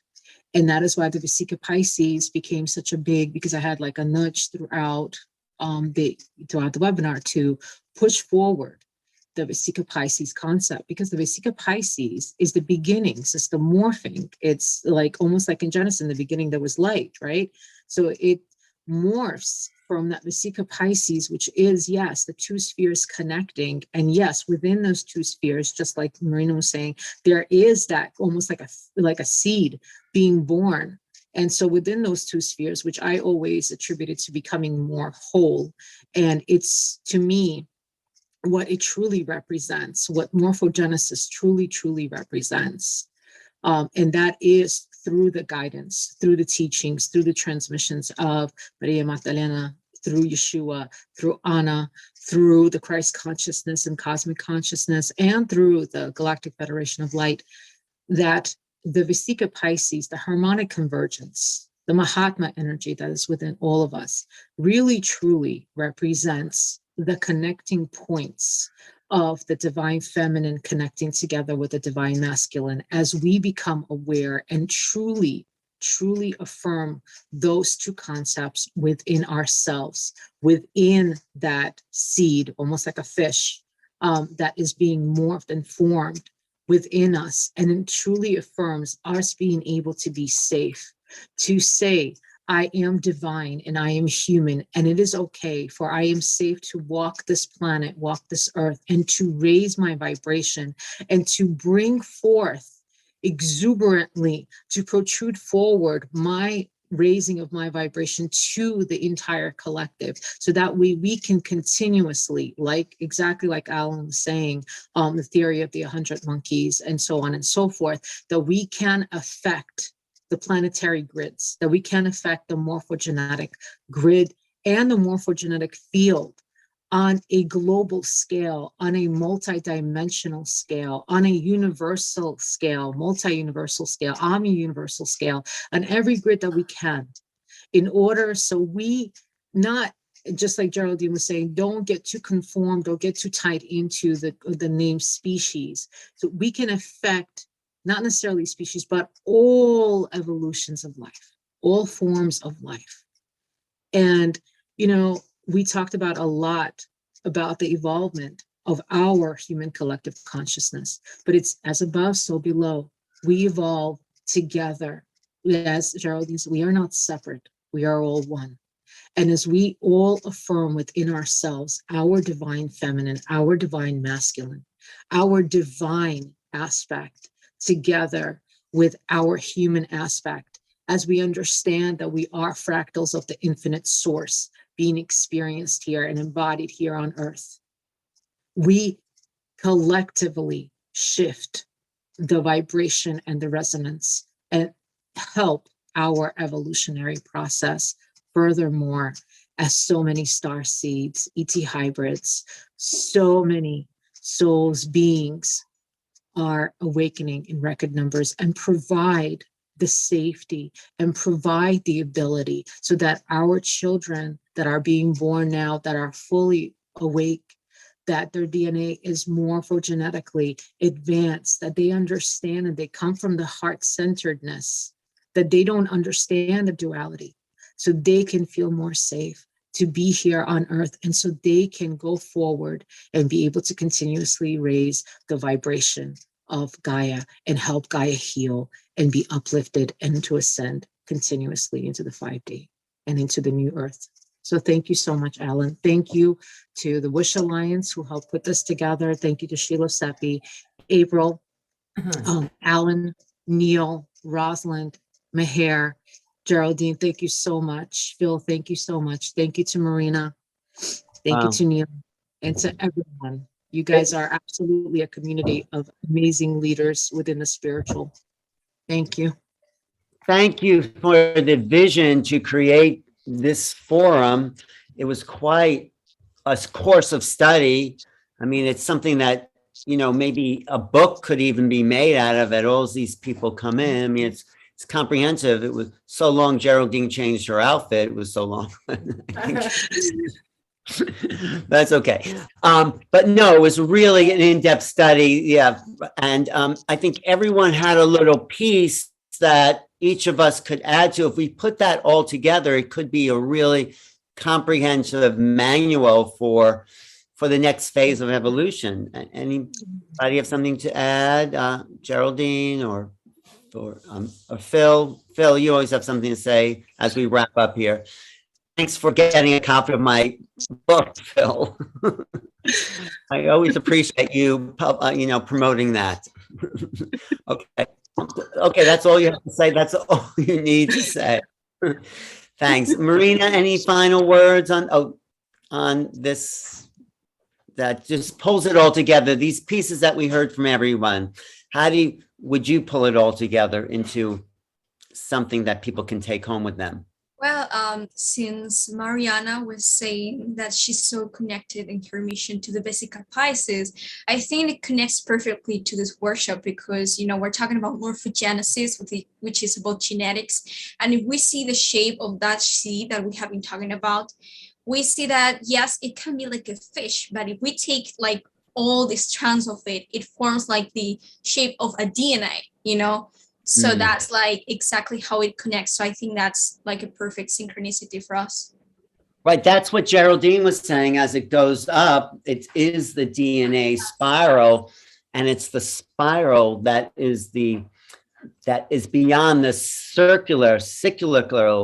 It is moving into new forms. And I think if I listen to what everyone said, that we're becoming a new species that is unknown. We're taking on a new energetic shape that is new to creation itself.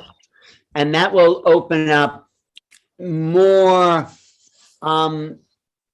innovation of our brain, more creativity, more inventions, more new ways of expression. I mean, it's unlimited, the pathway of, we'll call it the Aquarian age we're moving into, because it is the unknown. We are moving into unknown realities. And for me, that's very exciting because so much is possible that we have yet to imagine. And so being on the forefront of creation, imagination is filling us with possibilities. So I'm really happy, Mariana, to be a part of this, and everyone here. And Phil, yes, go ahead, Phil. Well, you inspire me, Alan. And Thank you. Okay. The fact that you put new realities out into the greater morphogenetic field. Yes.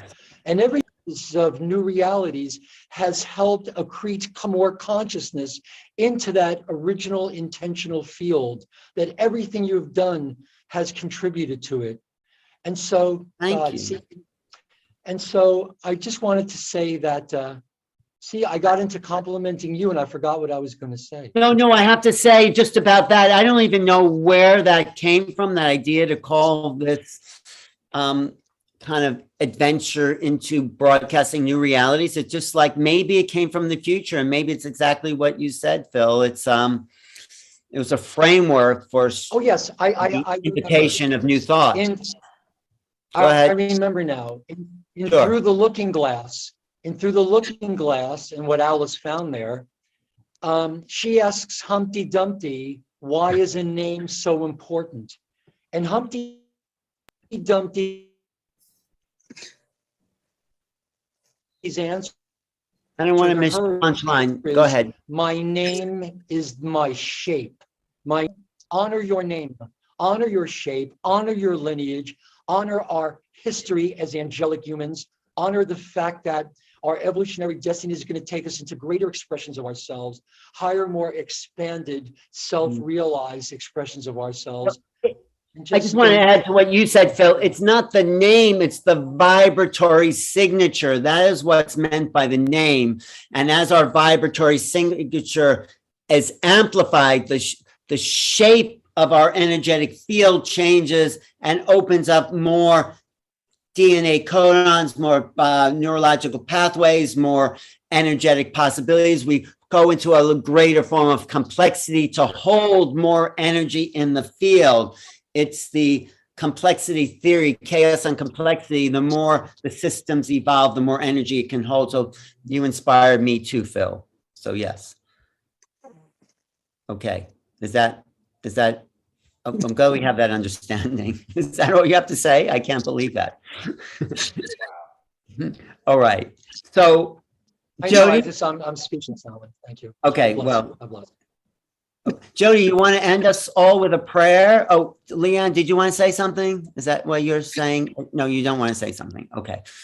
Jodi, you want to end us with a little prayer? And unless somebody else has something to say, anybody?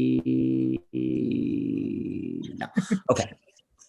Jodi, and thank you, Mariana. It's really been a beautiful afternoon. So, okay, Jodi, it's up to you. And close your eyes. And everyone look inward for a moment. And as we're looking inward, focus on your own inner shape that holds your soul. And know that your body is the home for your soul to live in and express through in this incarnation. But that we're all part of each other. So even as we emanate our energy, even if we overlap, we're still part of the same source of God consciousness or love, source energy. So it's a frequency that we're connecting to. Even the idea of saying we're connected to something implies we're not completely in oneness. So just start to imagine, image it, image our shape, image our name, even if that's what you, because people change their names as they're starting to evolve a lot of times.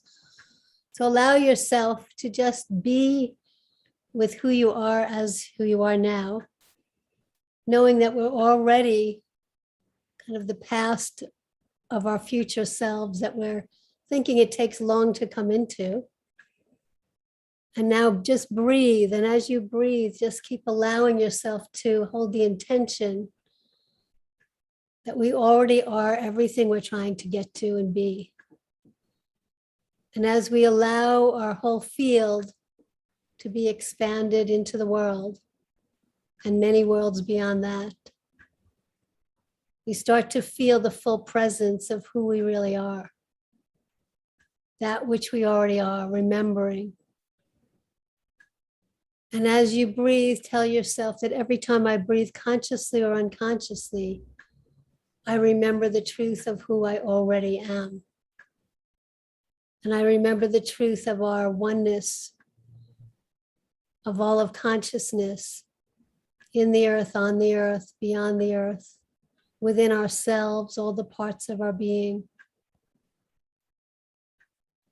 our souls, our bodies, our minds, our spirits, allowing for the expansion of who we are, feeling that expansion.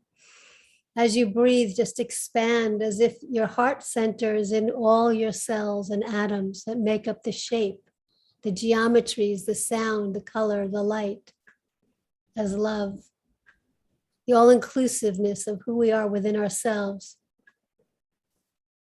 allowing for any perceptions that are illusions, that we're in lack or limitation, that the truth of who we are is already the fullness of being. So as if we don't need to call it to us, we just need to allow ourselves to be here in physical form, evolving consciously from a higher conscious perspective, to expand, to remember how expansive we really are, moving through all dimensions, all our perceptions and the truth of time, if there is time. And just to allow ourselves to, as if we could just become what we already are, by just holding the intention and through our breath, as if we breathe in everything that we are. And it emanates and it directs outwardly through the out breath. We never lose anything. It's always being replenished and recycled. Sort of like how the DNA energy of the strands, it keeps continually having this movement. We're continually moving within ourselves, expanding and contracting and expanding and contracting. And as we do this, we are realigned, or in our perception, with all that already is, not just with being on the earth, but all consciousness that exists through all time, space, and dimensions, allowing for all the parts of our beings that are living in other, that are also existing simultaneously, that we begin to feel the connection to the grander understanding of who we are, interrelated, interconnected, interwoven, as pure love, an all-inclusive energy with no conditions. It's a source of all that exists, and we already are that which we already are. To awaken and activate your codes of consciousness. To remember, make a choice to remember. Bachan isal alechi alachim rashechan erochorikitar. Iskushkitar il alachim. The angels and the archangels surround us, spiraling around us, and the legions of them breathing into our hearts, pure love. As we breathe back from our hearts simultaneously to the angels and archangels and all that are in the legions, remembering our angelic presences, remembering all the parts of our consciousness that are starseeds, indigos, walk-ins, hybrids, and beyond the beyond the beyond in all of these existences. As if we could just recalibrate, redefine, to feel the experience through our physicality of the truth of who we are in our most expanded way, but still anchored, allowing the earth to hold us and to anchor us with her gravitational pull, to be the true mother, holding us in the feminine, awakening the feminine within ourselves, the mother to all the parts of our own selves in the highest vibration. Connecting to the great, great, great central sun, the galactic sun of the Father, to bring that energy through us, through the higher chakras, to our crown as the earth mother, breathes her love, her support, holding space for us to be here while we still have the connection to the higher realms simultaneously.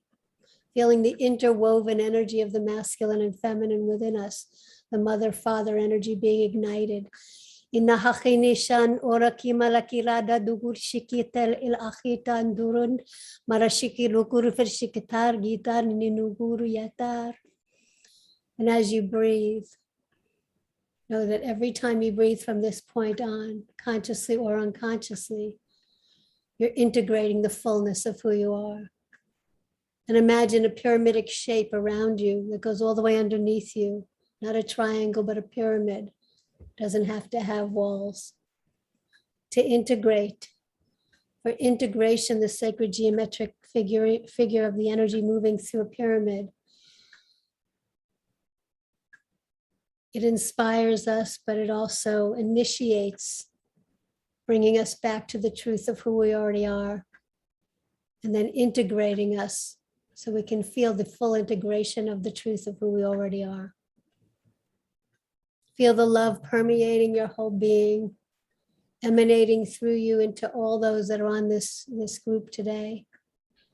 Continuing out into the earth, deep into the earth, out into the universe, expanding and allowing yourself to create a pillar of love emanating from you. Like a lighthouse, you don't unplug, you just emanate. And feel more of your consciousness being moved through you to remember and feel in your body and beyond the body. And as you breathe, just bring yourself back into normal consciousness, but feeling much more expanded, but grounded simultaneously, held in the support of all the consciousness of love. Take a few deep breaths, start to come back to normal consciousness, and then open your eyes. Thank you, Jodi. Thank you, everyone. And now I know why I know you for so many years, Jodi, because you are bringing it in. Thank you, everybody. Thank you, Mariana. We will do this again for sure. Thank you, everyone listening online, on YouTube, on all the channels, all the connections. Thanks, everyone here in the Zoom room. And any final words, Mariana? Or we'll just say thank you. Thank you. Okay, thank you. And we'll see everybody soon. Look for us this coming weekend on Awaken World Friday, Saturday, Sunday, and on this channel.